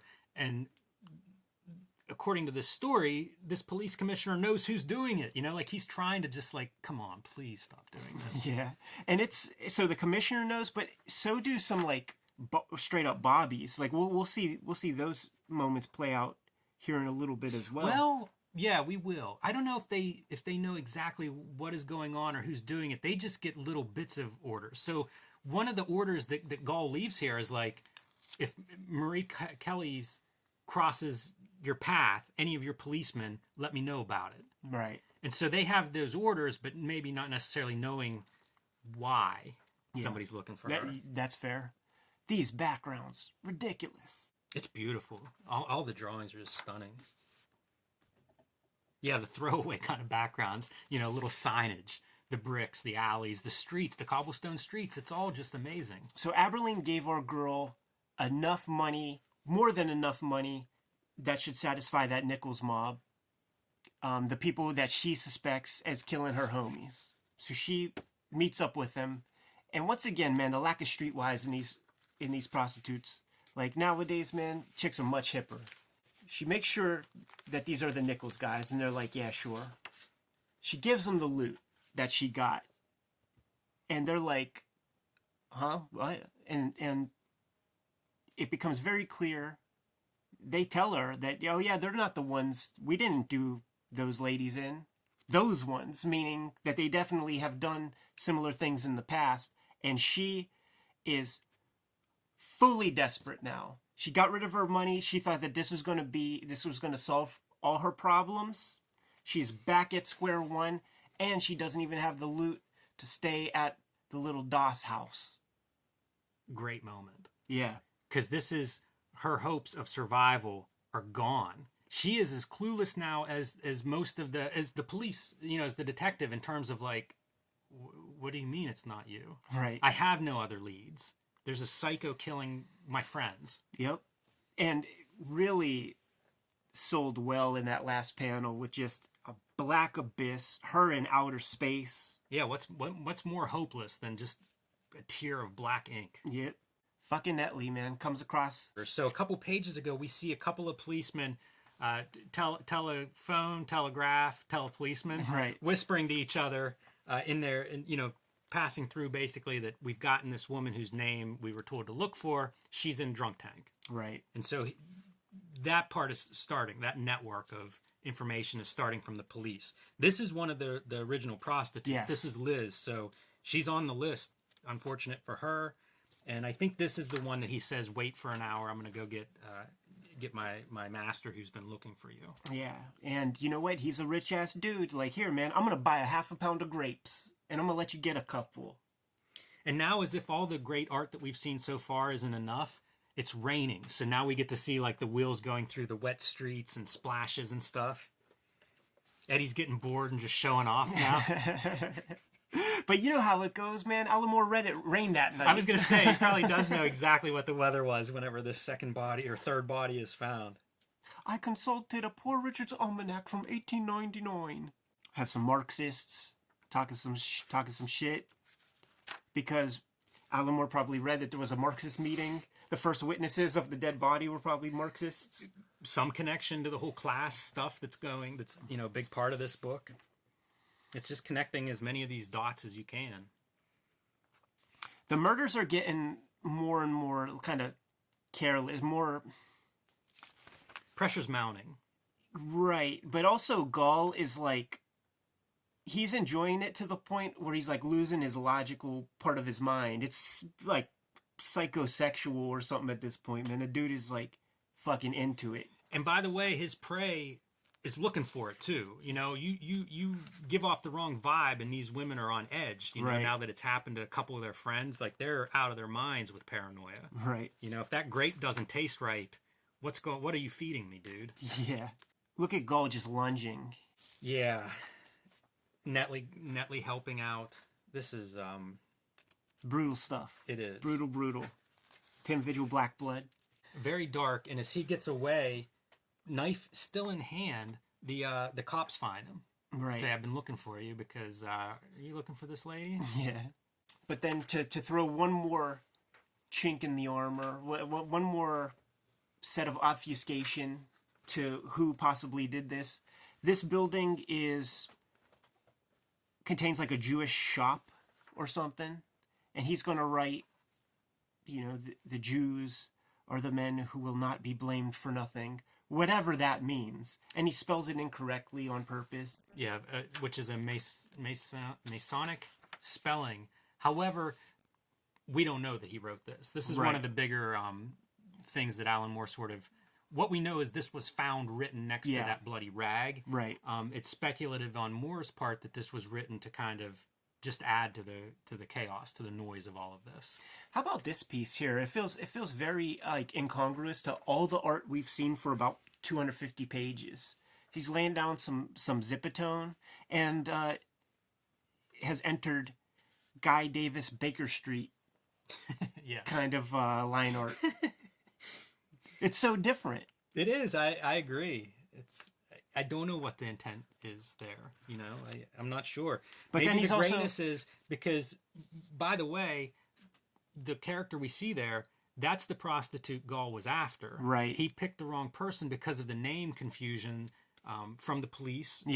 But the woman that he killed is not the woman he was after. Yeah. And he laments that it's a shame there were only 4 of them. 5 would have had a lot more power if there were 5. Right. Mary Kelly comes home, despite being a prostitute, like she does have sort of this common law husband, but he did hear that. Like he heard Liz was killed, which was true, and he heard Mary Kelly was killed. And I mean, like this, everybody's obsessed with this. This is your front page of the newspaper, so everyone's aware of this happening, and that's what he heard. And so when she comes home, it's relief for both of them, but then terror for her because she hadn't heard this and that her name was used. Like, this is bad stuff.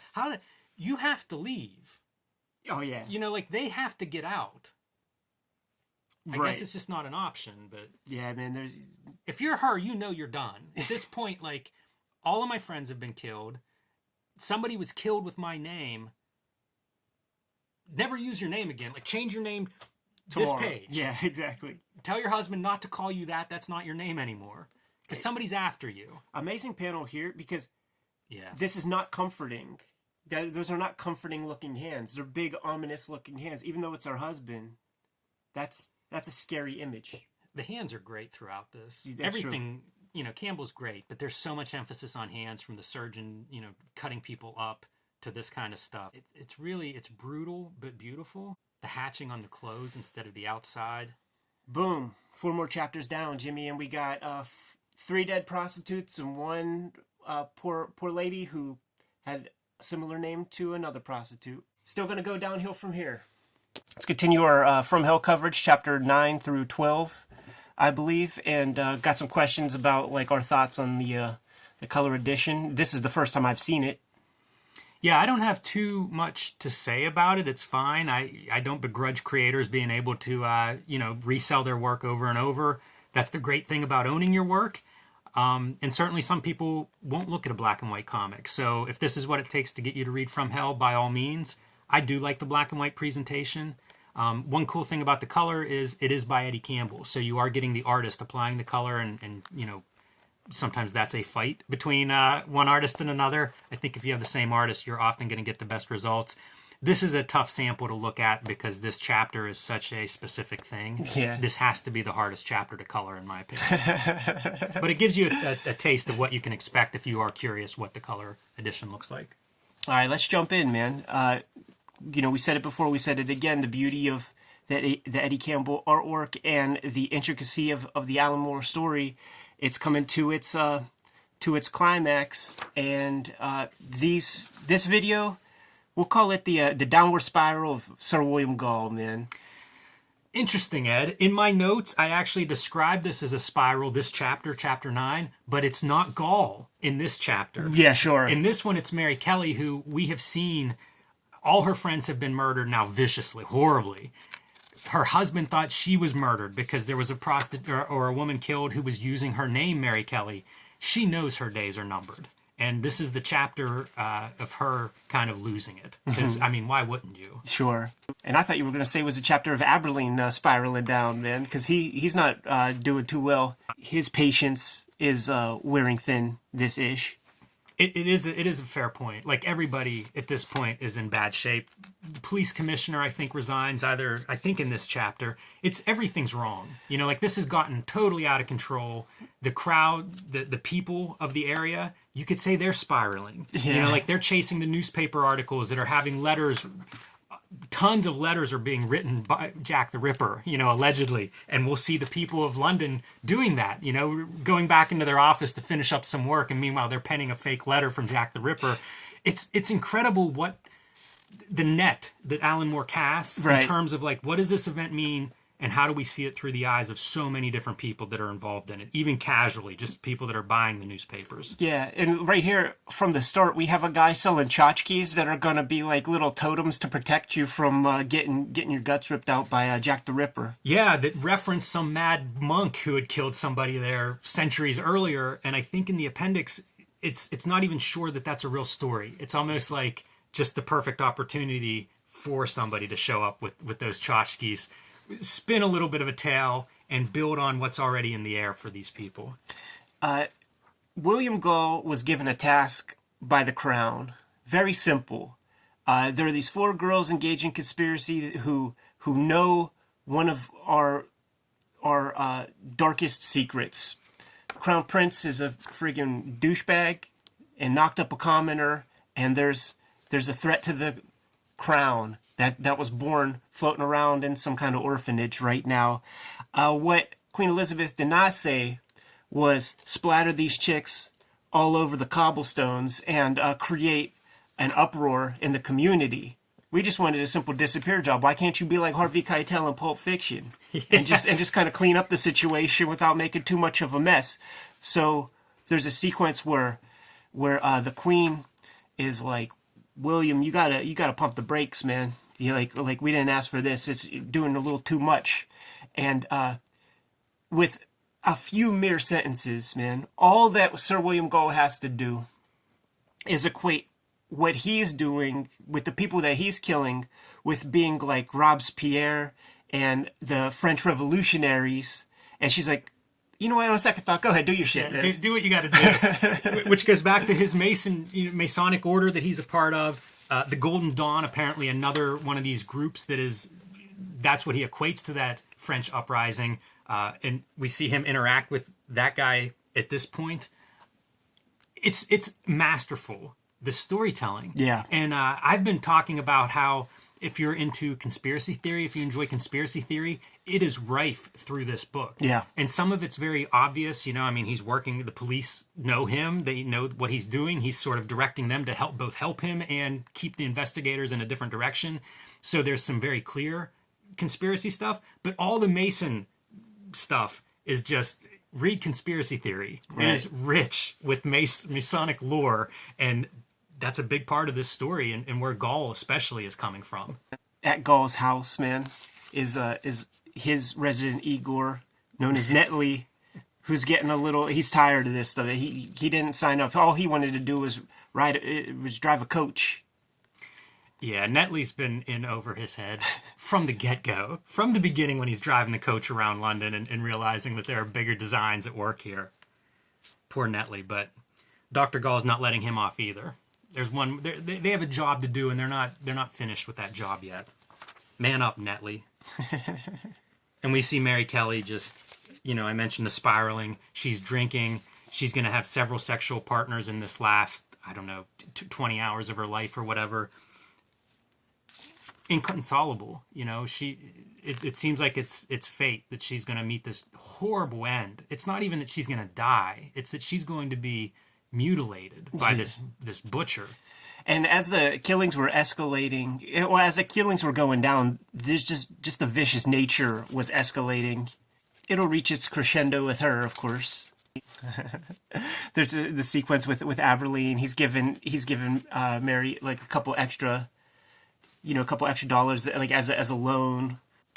She's very grateful, but at a certain point, he's like, maybe next time when you pay me back, we could go get a room together. And it like just kills everything. Like it just, you could see in like 2 panels, it destroys her whole perception of him even, man, where she's like, damn, the one dude who was my friend and didn't want to fuck me wants to fuck me. There it is, man. That psychic medium guy who got dissed by Sir William Gull is like, I'm going to cancel this motherfucker, man. I'm canceling this dude. He hurt my feelings. I'm going to the police. Man, Gull does really dismiss him just outright. Because the psychic, when they meet, the psychic expresses his sort of admiration for Gull and what he's done as a surgeon and such holds him in such high regard. And Gull's like, that's how much I disdain what you do. Man of science. Yes. Even though he does see goat gods and shit like that. Well, that's even more how dismissive he is. Right. Like, he's the only guy who's having these actual visions. Yeah. Ongoing inquest, these scenes are I guess, like, public revelations of what is known, as well as having, like, witness testimonies and things of that sort. I think a lot of this stuff, if you read the notes at the back, you see where a lot of these records, how you have a record of this stuff. Right. A lot of it comes out of these kind of public inquisitions and things. Right. This is one of the sequences with Sir William Gull and Netley that I really dig, where they're going to add another set of fake, Jack the Ripper notes, except this time it is from the main guys. But Sir William Gull is from such aristocracy that he can't even imagine how a dumb fuck would pen a letter to, the cops or whatever. So he almost leaves it up to Netley. Let's just say you were the killer, right? How would you process a note to the feds? And can you please do it? Do you know how to write? Can you please do it in your chicken scratch? By the way, drops a kidney onto the paper. That's going to be a part of our little letter, Netley. And Netley's so defeated. Like, his body language is just crushed. He's so in over his head. And Gull takes a minute, to kind of explain, like, yeah, of course you are. We are in hell. His interpretation of these mystical events, of seeing that goat god and everything that's happening, is that, yes, that's what we're doing. We're battling these forces of good and evil. We are in hell, Netley. You should feel this way. And of course, that's how you start the letter, is the return address from hell. How about that? The Eddie Campbell hand styles, dude, as Netley. Pretty good, right? But it's not going to be the only cool hand style lettering we're going to see from Mr. Campbell. Yeah, it's a really nice page. If you were going to buy a From Hell page, that'd be a really cool one to buy because of that interesting hand lettering. It's a great graphic design. And then you turn the page, and we have the people of London who are enjoying their pastime of penning these fake letters to the media. You have a proper man of the house. Man of cloth. Is that a priest? I think so. Oh, there's a holy Bible on his desk, and I think that's a collar. Yeah. So he's doing his thing, man. Guy at the pub, kids. Yeah. And of course the kids would. But look at the lettering, all different from each. some of them you have to imagine that. Like, I don't know about you, man, but like when I would have some wall graffiti, I'd be like, hey man, why don't you draw a little something right here? Maybe one or two of those is a different hand. Mary Kelly looking for strength in numbers, perhaps bringing another lover into the house. You know what I was thinking? I was like, oh man, she's gonna set this girl up for the okie doke, man. Like just set her, like, get her toasted and bounce. Dark. Joe's not very into it. Mary Kelly's disappointed, to say the least. Angry. And, you know, different characters suggest to her, like, leave. Like, you got to get out of here. It's hopeless. Like, she has no money. She can't go anywhere. Right. You know, it sounds great, but it's just not a realistic option. Yeah, even the prince, like, you know, sneaks out of the tower to tell her to get the hell out of there. But that's like one of those, you know, when I talk about, you know, people of privilege, like making suggestions to others, and how it is fully ineffective. Like, you get a page of that, man, where the prince is just like, oh yeah, you got to go somewhere. One thing that happens in all of this, there's a window broken. She's trying to share her apartment with people. Again, I think trying to not be alone. And she hides a key right inside the broken window, and Netley gets hold of the key, which is going to become important. William Gull informing the police commissioner that he's got one more round to do, and the commissioner's just like, I'm done. It's over for me. We did everything we could. We tried to get you to stop, but no more. Yeah, calls him mad, and when Gull leaves, turns in his resignation. Or writes his resignation. And the chapter ends right at the doorstep of Mary Kelly. Yeah, she takes a couple of gentlemen suitors. They come and go. And then the final guy to enter the house, we see Dr. Gull actually enter. He has a copy of the key from Netley, lets himself in. What a chilling way to end this chapter. Yeah. Knowing everything that has come up to this point. What a dark ending. And I think that's the longest chapter, 58 pages. Like, it is a lot of building that suspense. Like, we know she's going to be a victim. We know how history plays out. And it's just getting to that moment. And it's a terrible page. We have, throughout this comic up to now, you know, these 500 pages we've read or whatever, passage of time, over and over again with the little calendar and all that. Let's slow everything down to one dark, disturbing, disgusting night while, you know, who is the last person you would want to put some surgical steel in the hands of? Perhaps some kooky guy who's having crazy flashbacks, acid trips, seeing goat gods, and given free reign by the crown to do whatever he wants. What a slasher, too. Totally. You know, it's a complete design. Like, if you did a horror movie that had nothing to do with this, that would be a good design for a slasher-type character. Agreed. And this chapter, chapter 10, is just him, I don't want to say systematically taking her apart, because it seems pretty vicious, but we're dealing with some 9-panel grid of cutting this lady to bits. Yeah, if you read the appendix for this chapter, nobody knows exactly what happens in this room. What they know is the end result. Right. And so Moore describes this as Gull's actions are based on a, quote, kind of speculative seance divination on his part. And knowing Moore's practices with magic, it's very entertaining to me to think about how exactly he got to this point. What was done to kind of achieve the writing of this particular chapter. Extremely graphic. I didn't realize it, but you can find photos. There were crime scene photos of this, so you can find photos of Mary Kelly's remains. Yeah. I don't recommend that you do that. It's shocking to me how graphic they are. I like the idea that it's systemic, that, you know, the way he's cutting this person up, because we see these flashbacks that have been built as part of the story, that he's having these moments of kind of flashing around. And he flashes back to, I guess, examinations, you know, dissecting human bodies whenever he was a student and explaining the different organs and things. And so, like, that's one of the bits of flashback that we see.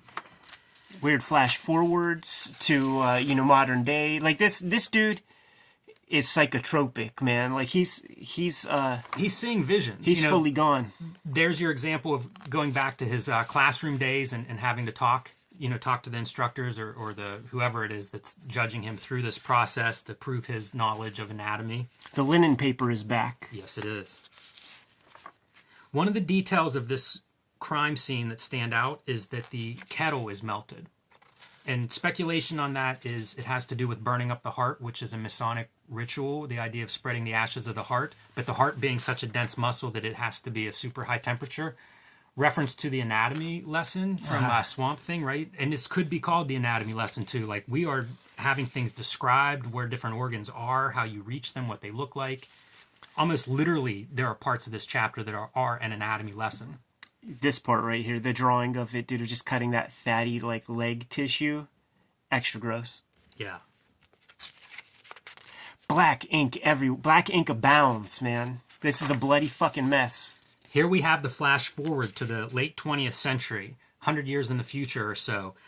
This is incredible. The office space, I spent years in that office space, and it's soul crushing.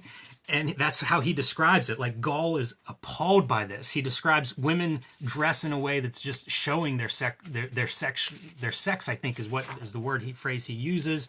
And the men have no response. It's like they're dead. It's incredible, like the description, especially, like, it fits Gull's character pretty well in where he's at. And then the computer images, it's just all very strange. This was one of the chapters when I read this the first time that really stood out to me. Yeah, me too. Like I was gonna say that this is the one where it's just like, okay, this is the way they were selling this book. It's like based on this chapter or something. You know what? There's one piece here, page 25, and there's a flash here where he's being called Tommy, and he says, "I'm not Tom, I'm not Jack, I'm William." I don't know what that's a reference to, and I couldn't find it in the notes. Right. That one stood out to me because most of the other stuff I think was fairly straightforward, but that I have no idea what that's a reference to. And here we see the heart being cut out and thrown into the fire, and it's just, I don't know, man. It's the height of darkness. Yes.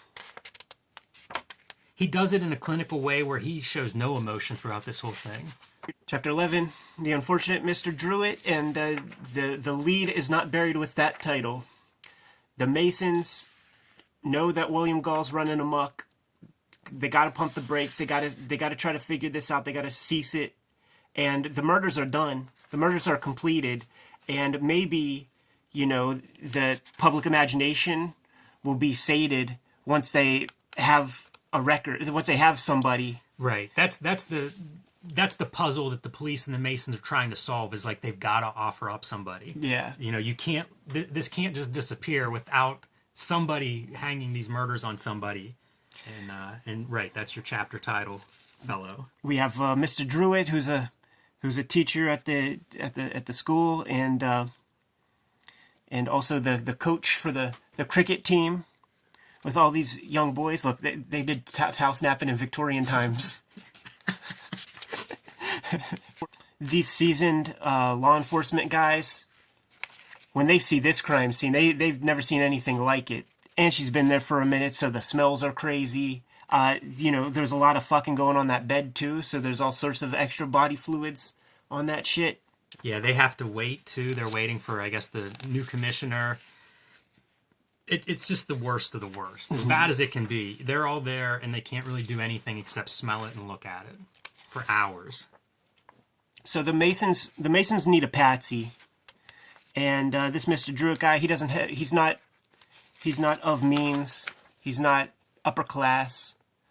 He has no real family, no kids, nothing like that. Nobody's gonna miss him, they decide.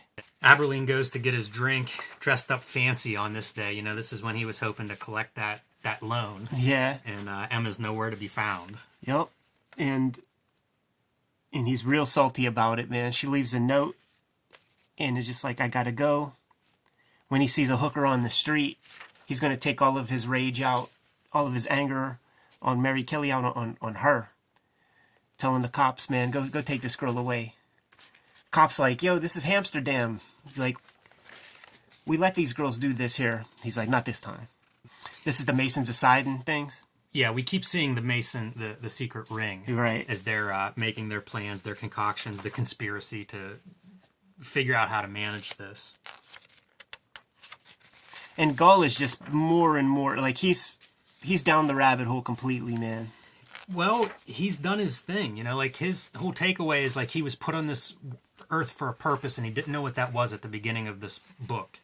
And that's part of having those visions and seeing that God figure.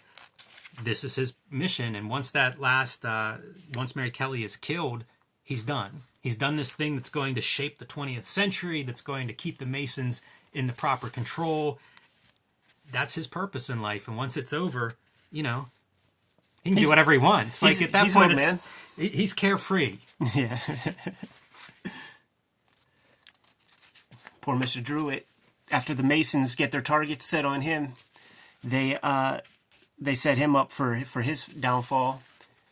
It's a real good sequence too. He gets called to the office, and we saw those cricket players earlier. One of the little boys who can't even look up and isn't even allowed to speak is calling Mr. Druitt in for kissing him, touching him, and shit like that. And just when you see this kid, you just know the kid's being muffled. He's being forced to go along with all this shit. And Mr. Druitt's done, man. Doesn't get to be a teacher anymore, and his whole world's just falling apart. Moore's a sick fucker, dude, because like he sells it really well, like throughout the whole issue, just the downfall of this guy. Yeah, there are pieces planted too. Like he outlines everything that's happening. There's a guy that works in his same building who's, you know, ex-cop. Like it's spelled out very clearly how this is going to work. Even getting him to go have a drink, you know, confide in him. And one of the things that works really well is write down your feelings. Yeah. Which becomes essentially a suicide note. Right. Yeah, it is very very sick, very gross, but you gotta imagine not the only time somebody's been framed up for because you need to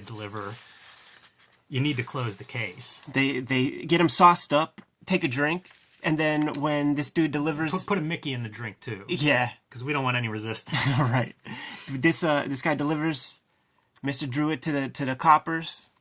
The Bobbies take hold of him. This is a fun sequence. You see them putting bricks into his pockets. They're going to throw him in the river. He's going to drown. Yeah. Whenever they recover it, I guess it's in the next chapter. It is, yeah, very beginning. Whenever they describe this, it's very precise language, and it's stones in his pocket. And the guy's like, they were bricks. And he's like, you write it out as stones, which is, again, another Masonic reference. Chapter 12, man, the apprehensions of Mr. Lees. Mr. Lees is that psychic medium guy, psychic to Queen Elizabeth. This is a funny choice. So he's summoning whatever spirit, you know, the queen wants to talk with somebody or whatever. I guess that's from her point of view, because in the beginning of the book, Lees admits that he wasn't a psychic. So right. I guess that's her imagination, not what he's actually summoning. Of course, yeah. And he's a real, like, he's in hacking, they call it social engineering. The easiest way to get a password is for you to give me your password by me asking you some questions, man. And he plays that little social engineer game with this guy right here he's looking for Sir William Gull's address. You know, he's still cranky. That Sir William Gull punked him down. So this is the issue where Sir William Gull gets canceled, man. The early form of Twitter was being a snitch. This is pretty well done too, I think. Incredible. Very compelling reading this. So he goes to Abberline. He sort of does his little song and dance, you know, going into his trance or whatever. Yeah, shits his pants, has a tremor. But gives up the address and is like, you guys have nothing. Like, let's go find this dude. And it lines up. You know, like Abberline's looking for a surgeon. He's looking for somebody that would be maybe in this other section of town. Right. But Abberline is still like, I got nothing. Let's do it. They go to Sir William Gull's house. It takes a minute until they find out that they're in like the surgeon to the stars home, and ask the wife about the murders. Like, but even still, like, Abberline is leading the witness, man. He's like, listen, I know it's the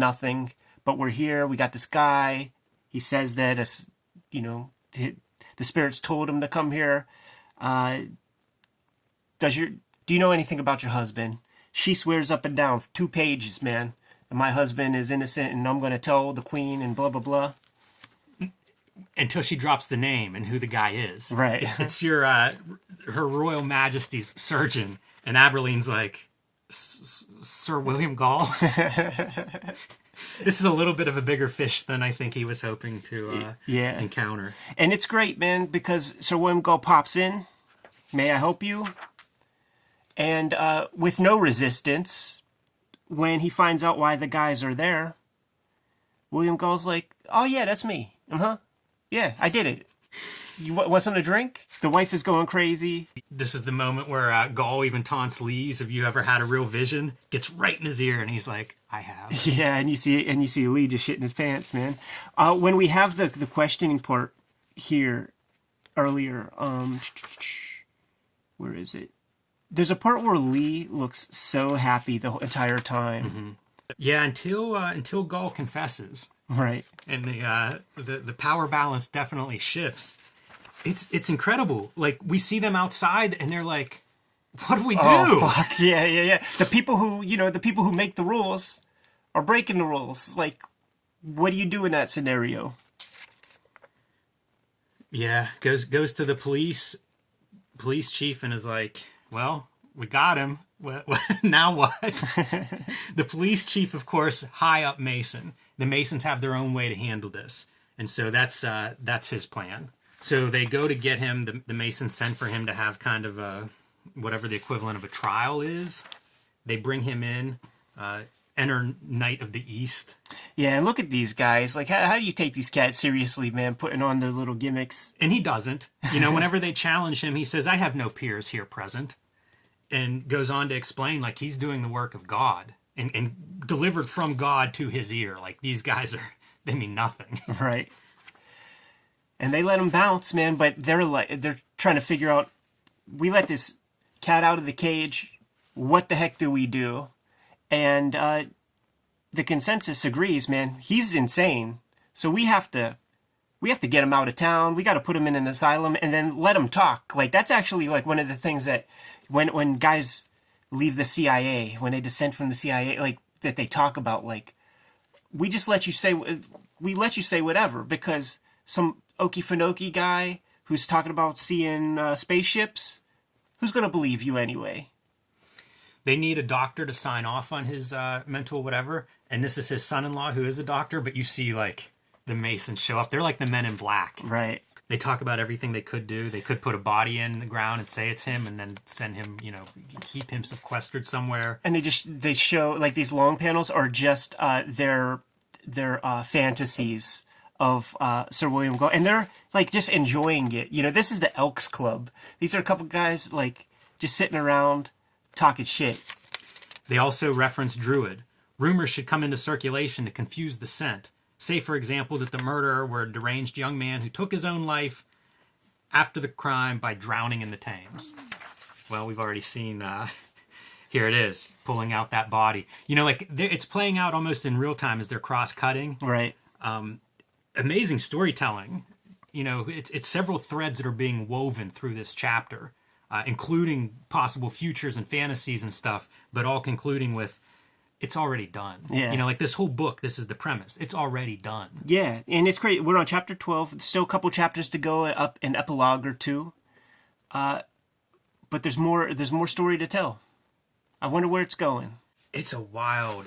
This is another one of those books that is graphic novel it just means binding. Right. But this is one of those where it was like, before it just meant a spine on the side of the book, when people were really going for it, like, we're going to do something ambitious here. Jimmy, let's we're wrap tell up a big story. our From Hell coverage. We can go pretty quickly with the final bits of the actual meat of the story, but I want to spend some time with the Gull Catchers double appendix epilogue, and show off this From Hell companion that I just picked up. Got it. It came in the mail yesterday. Flipped through it, and off the bat, I can easily recommend it. All right, chapter 13. This is where we end the Frank Abberline Inspector part of the main From Hell story.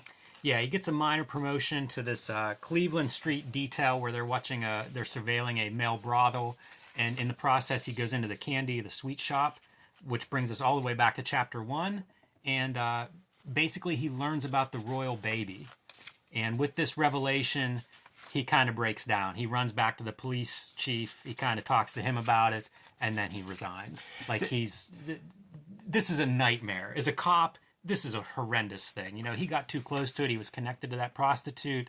After seeing all these prostitutes horribly murdered and nobody really paying for it, it's just too much. Yeah, and it's visceral. Like, it literally makes him sick. Yeah, he's told by the police chief. It's like, hey, man, keep your mouth shut, resign with a great pension, or, we'll get rid of you. Yep. That has to be the worst feeling in the world. I'm sure that different people in different occupations have this position where it's like, this is the right thing to do. This is what you think you're training for your whole life. And then you just can't act on it for whatever reason. And it's not just police. Right. You know, this can have to do with any sort of business or whatever, but it's more captures it great. You know, like, don't you feel for Abberline whenever you're in this position? Like, he's gone through hell to get to this point, and there's nothing he can do about it. Yeah, it's really cool too, because it's a lot of it is about what's not being said. So, royal baby, blah blah blah, and he just leaves like no big deal. Stops, heads back in, brings up the Mary Kelly, or he wasn't quite sure on the girl's name, but he's like, was her name Kelly? He thinks about it, and you just have ponderous panels right there outside the building.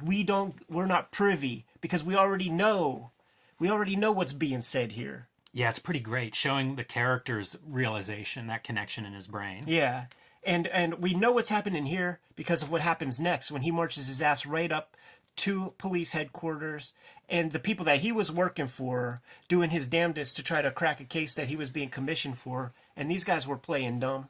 And look at Campbell going from these like hard horizontal verticals to, as he enters into the police station and things start to go out of line, we start to see the Dutch angles, the directional devices as he's going into this, and it's all angles now. We no longer have those horizontal verticals because this is the nightmare. Great first person view right there, man. And like you said, it's over, Johnny, and you're going to be a rich man at the end of it.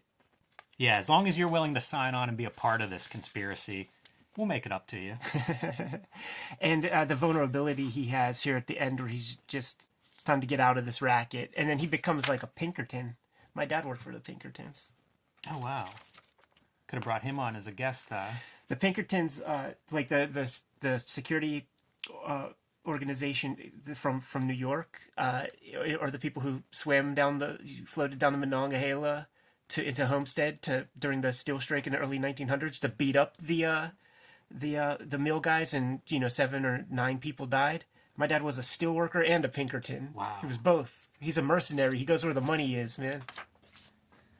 All right, chapter 14, Gull ascending, and this is William Gull's epilogue. We get to see how he turned out at the end of this thing.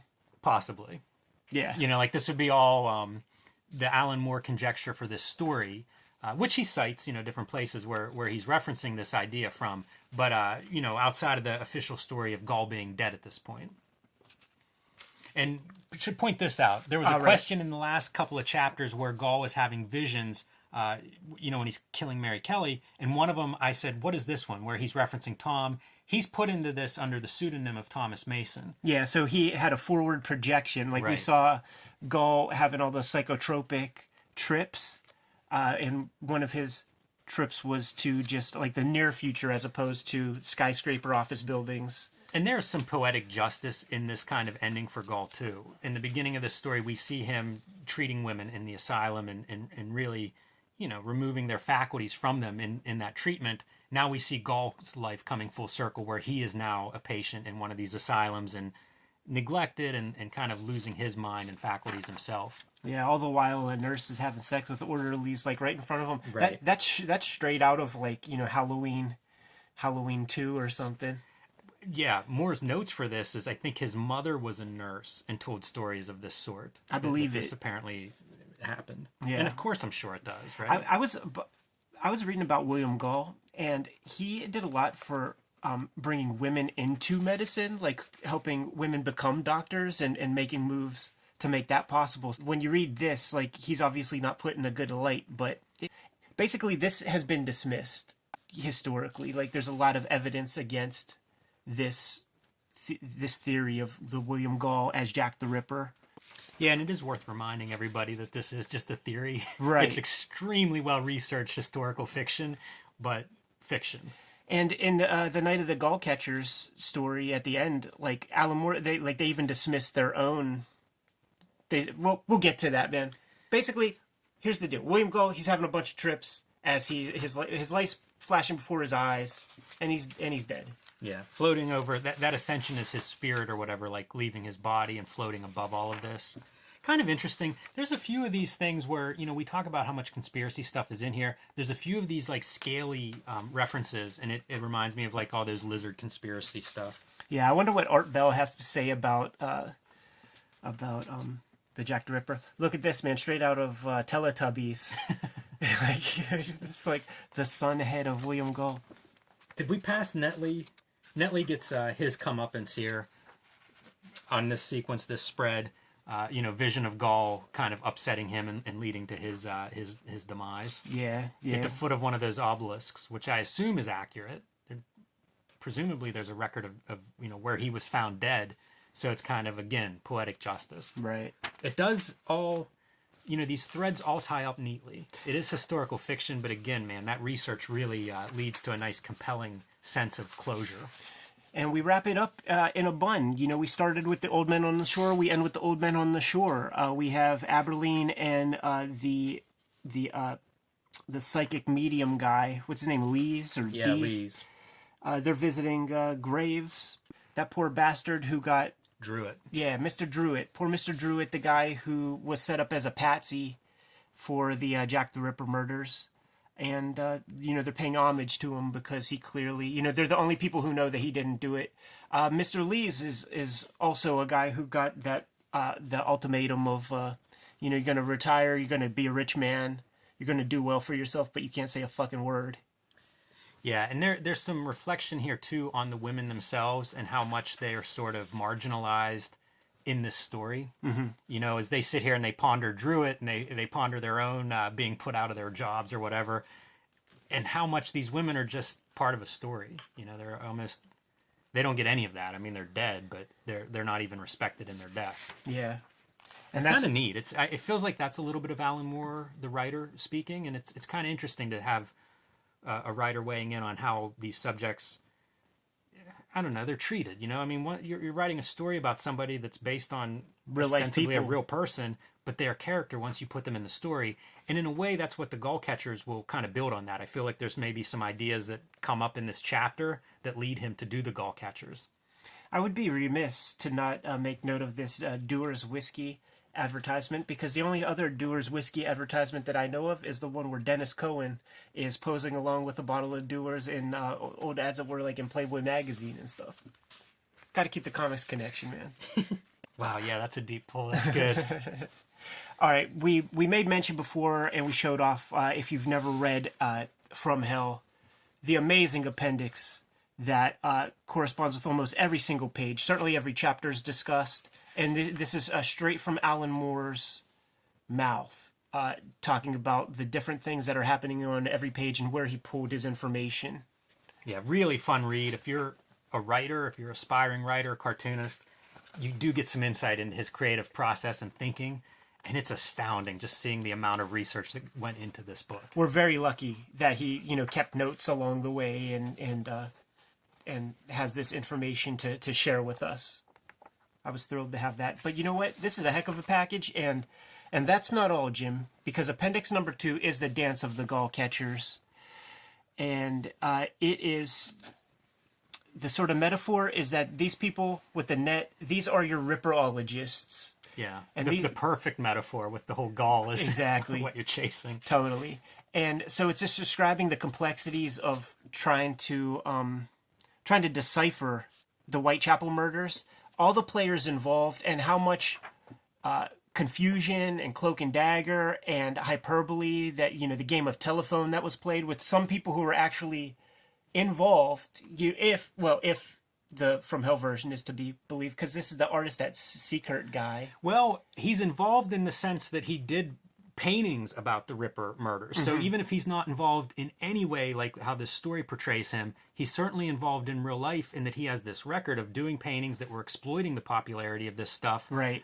Inserting him into that conversation, maybe one of the first Ripperologists in a way, or one of the first people to join this Jack the Ripper theme park, as Moore later describes it.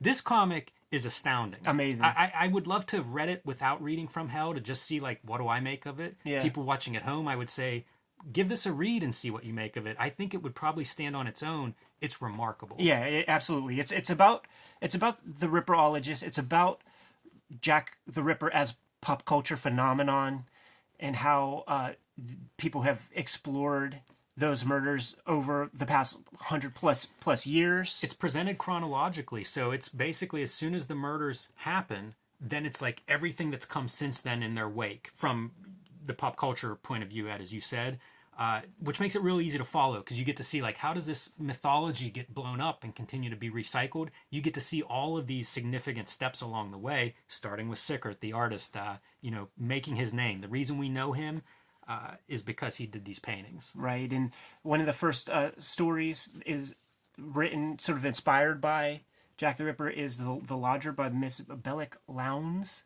And there was the silent film by Alfred Hitchcock that I could highly recommend, man. Some real good visual stuff going on in that flick. It's a analog for Jack the Ripper. But that's what the story is. It's just like year by year, book by book, film by film, account by account. Alan Moore is just laying it all out there. And it's one of the remarkable things about it is that it's just laying out bullshit and stuff that has been muddying up the waters for the past 100 years. They spent 10 years making this comic, and they're even including themselves in it. Like, you can't take us for gospel either. Yeah, and of course, I mean, the Appendix 1 is the research version of this. They're coming out of the same spot. That research lending itself to how you build a historical fiction, tell that narrative, but then also, like, of course they're a part of it. Moore's definitely smart enough to recognize he's throwing in with this lot. It's neat to think of Jack the Ripper as a fictitious character like a Spider-Man. So what you see are all these people who are benefiting financially and have various financial interests in the exploitation and development of this character and the selling of it. Right. It's really it's an amazing piece. Yeah, it's funny how you say that, because when you equate them with a superhero comic, you think about the decades of collaborators who have added to their own bit, and in modern times, like those radio shows like Art Bell or whatever, when people talk about, like, the reptilians, the next experts that call in are building on the fake shit that the previous person was talking about, and then they're adding their own bit to the story. And you have that in this story. It's not just somebody wrote a book and this is what was interesting in the book. It's then what happened to that person. And they're going on promos, they're going on shows, they're being rebutted by other people that are involved, or they're being boosted by those people. So it's so many characters, real and not real. Yeah. This is remarkable on its own, as I say, as a comic. Yeah, the little metaphor with the gull catchers, whenever something is pretty universally, like, the consensus agrees, like, did not happen, that's where you'll see, like, the character with the face in the mud, where it's like, okay, well, that person, they're out. Anyhow, a heck of a comic, and in a really great way to end this giant project. And here's the Alan Moore, Eddie Campbell gull catcher sequence. Moore's so good with language. Like, there's stuff that he refers to as Whitechapel fandom. Right. And in my mind, it's like fan fiction, is the first thing that comes to mind when I read that phrase, which is all of those things you could see in this comic, that idea of fan fiction, of exploiting somebody else's creation for your own means. It's pretty rich. Alan Moore actually went to Whitechapel to, like, do some physical research. Of course he did. Yeah. It's interesting, the conspiratorial stuff where like some people endorsed the book and then walked it back, and speculation on why that was done, or what was the reasoning behind that. And it's still protecting royalty. It's still sort of like, well, that's you're speculating on who this person is or this identity, and we don't appreciate that in regards to the crown. Right. It's the same story in a way that he tells about Lees and Abberline, where it's like, listen, guys, keep your mouth shut. You get a nice pension out of it. I like this visual a lot, and I've heard him talk about this where, like, if you were to map the circumference of, say, the English Isles, you can do that. But once you start going in and getting closer and closer with the coastline, it becomes infinite. And so that's what he's illustrating with, like, the snowflake idea, and then applies it to each one of these books, is essentially doing this to this crime, to this murder, where it's like more and more and more and more details until it really is like just infinite how much you can examine this. And really come away with no exact answer. And that's where he leaves it. One of the most impressive graphic novels I've ever read. Unbelievable. The amount of work is astounding that went into this thing. And some of the kayfabe community out there, they were talking about, they pulled some intel from the From Hell companion when we were speculating. So I had to get a copy of this thing, man. And like I said, it just came out. I mean, I just got it yesterday, but I can easily recommend it. It's Eddie Campbell's point of view from most of the prose.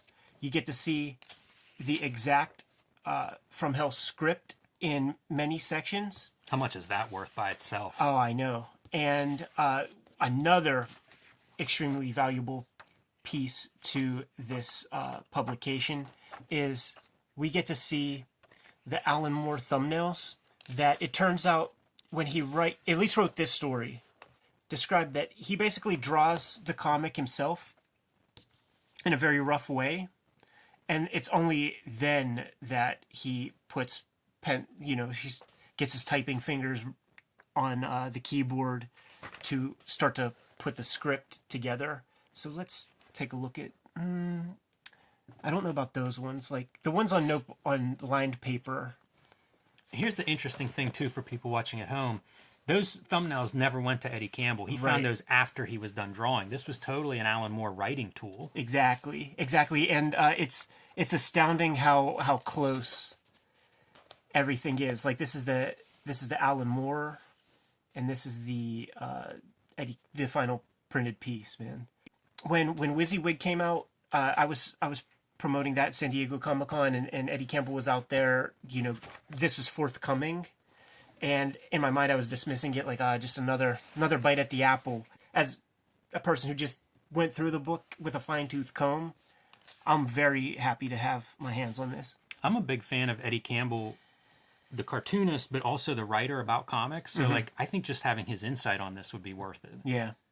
In addition to Alan Moore scripts and seeing all the artwork and behind the scenes, like just hearing a very thoughtful, articulate writer like Campbell weigh in on it, I think is probably a great thing. We see so much of Alan Moore in the appendix and things. It'd be great to see the artist, what he's looking at, thinking of, connections he's making on his own, because it is a collaboration, obviously. Yeah. This I did read this piece. Eddie Campbell's talking about, like, I think Alan was trying to challenge me to draw something in more detail, because a lot of what I was drawing was more simplified. So just describing like the super close ornate sign with screwed into the brick and flowers all around it and everything. Great drawing. Yeah. This is all Alan Moore. Yeah. Super cool, man. Anyhow, if the original From Hell graphic novel isn't enough, or if it's inspired you to continue making comics yourself, why not get the From Hell companion as well? I could highly recommend it, given the insights that Eddie Campbell provides, all the behind-the-scenes stuff, including the Alan Moore script and thumbnails. But we got our own stuff to make, right, Jimmy? Yep. Kayfabers, like, follow, subscribe to the YouTube channel. Hit the bell. We'll notify you when the next vids are available. Octobrion is in stores now and available on Comixology, so you don't even have to leave your house to go get this thing. Patreon.com/EdPiskor is where I'm serializing my current comics projects.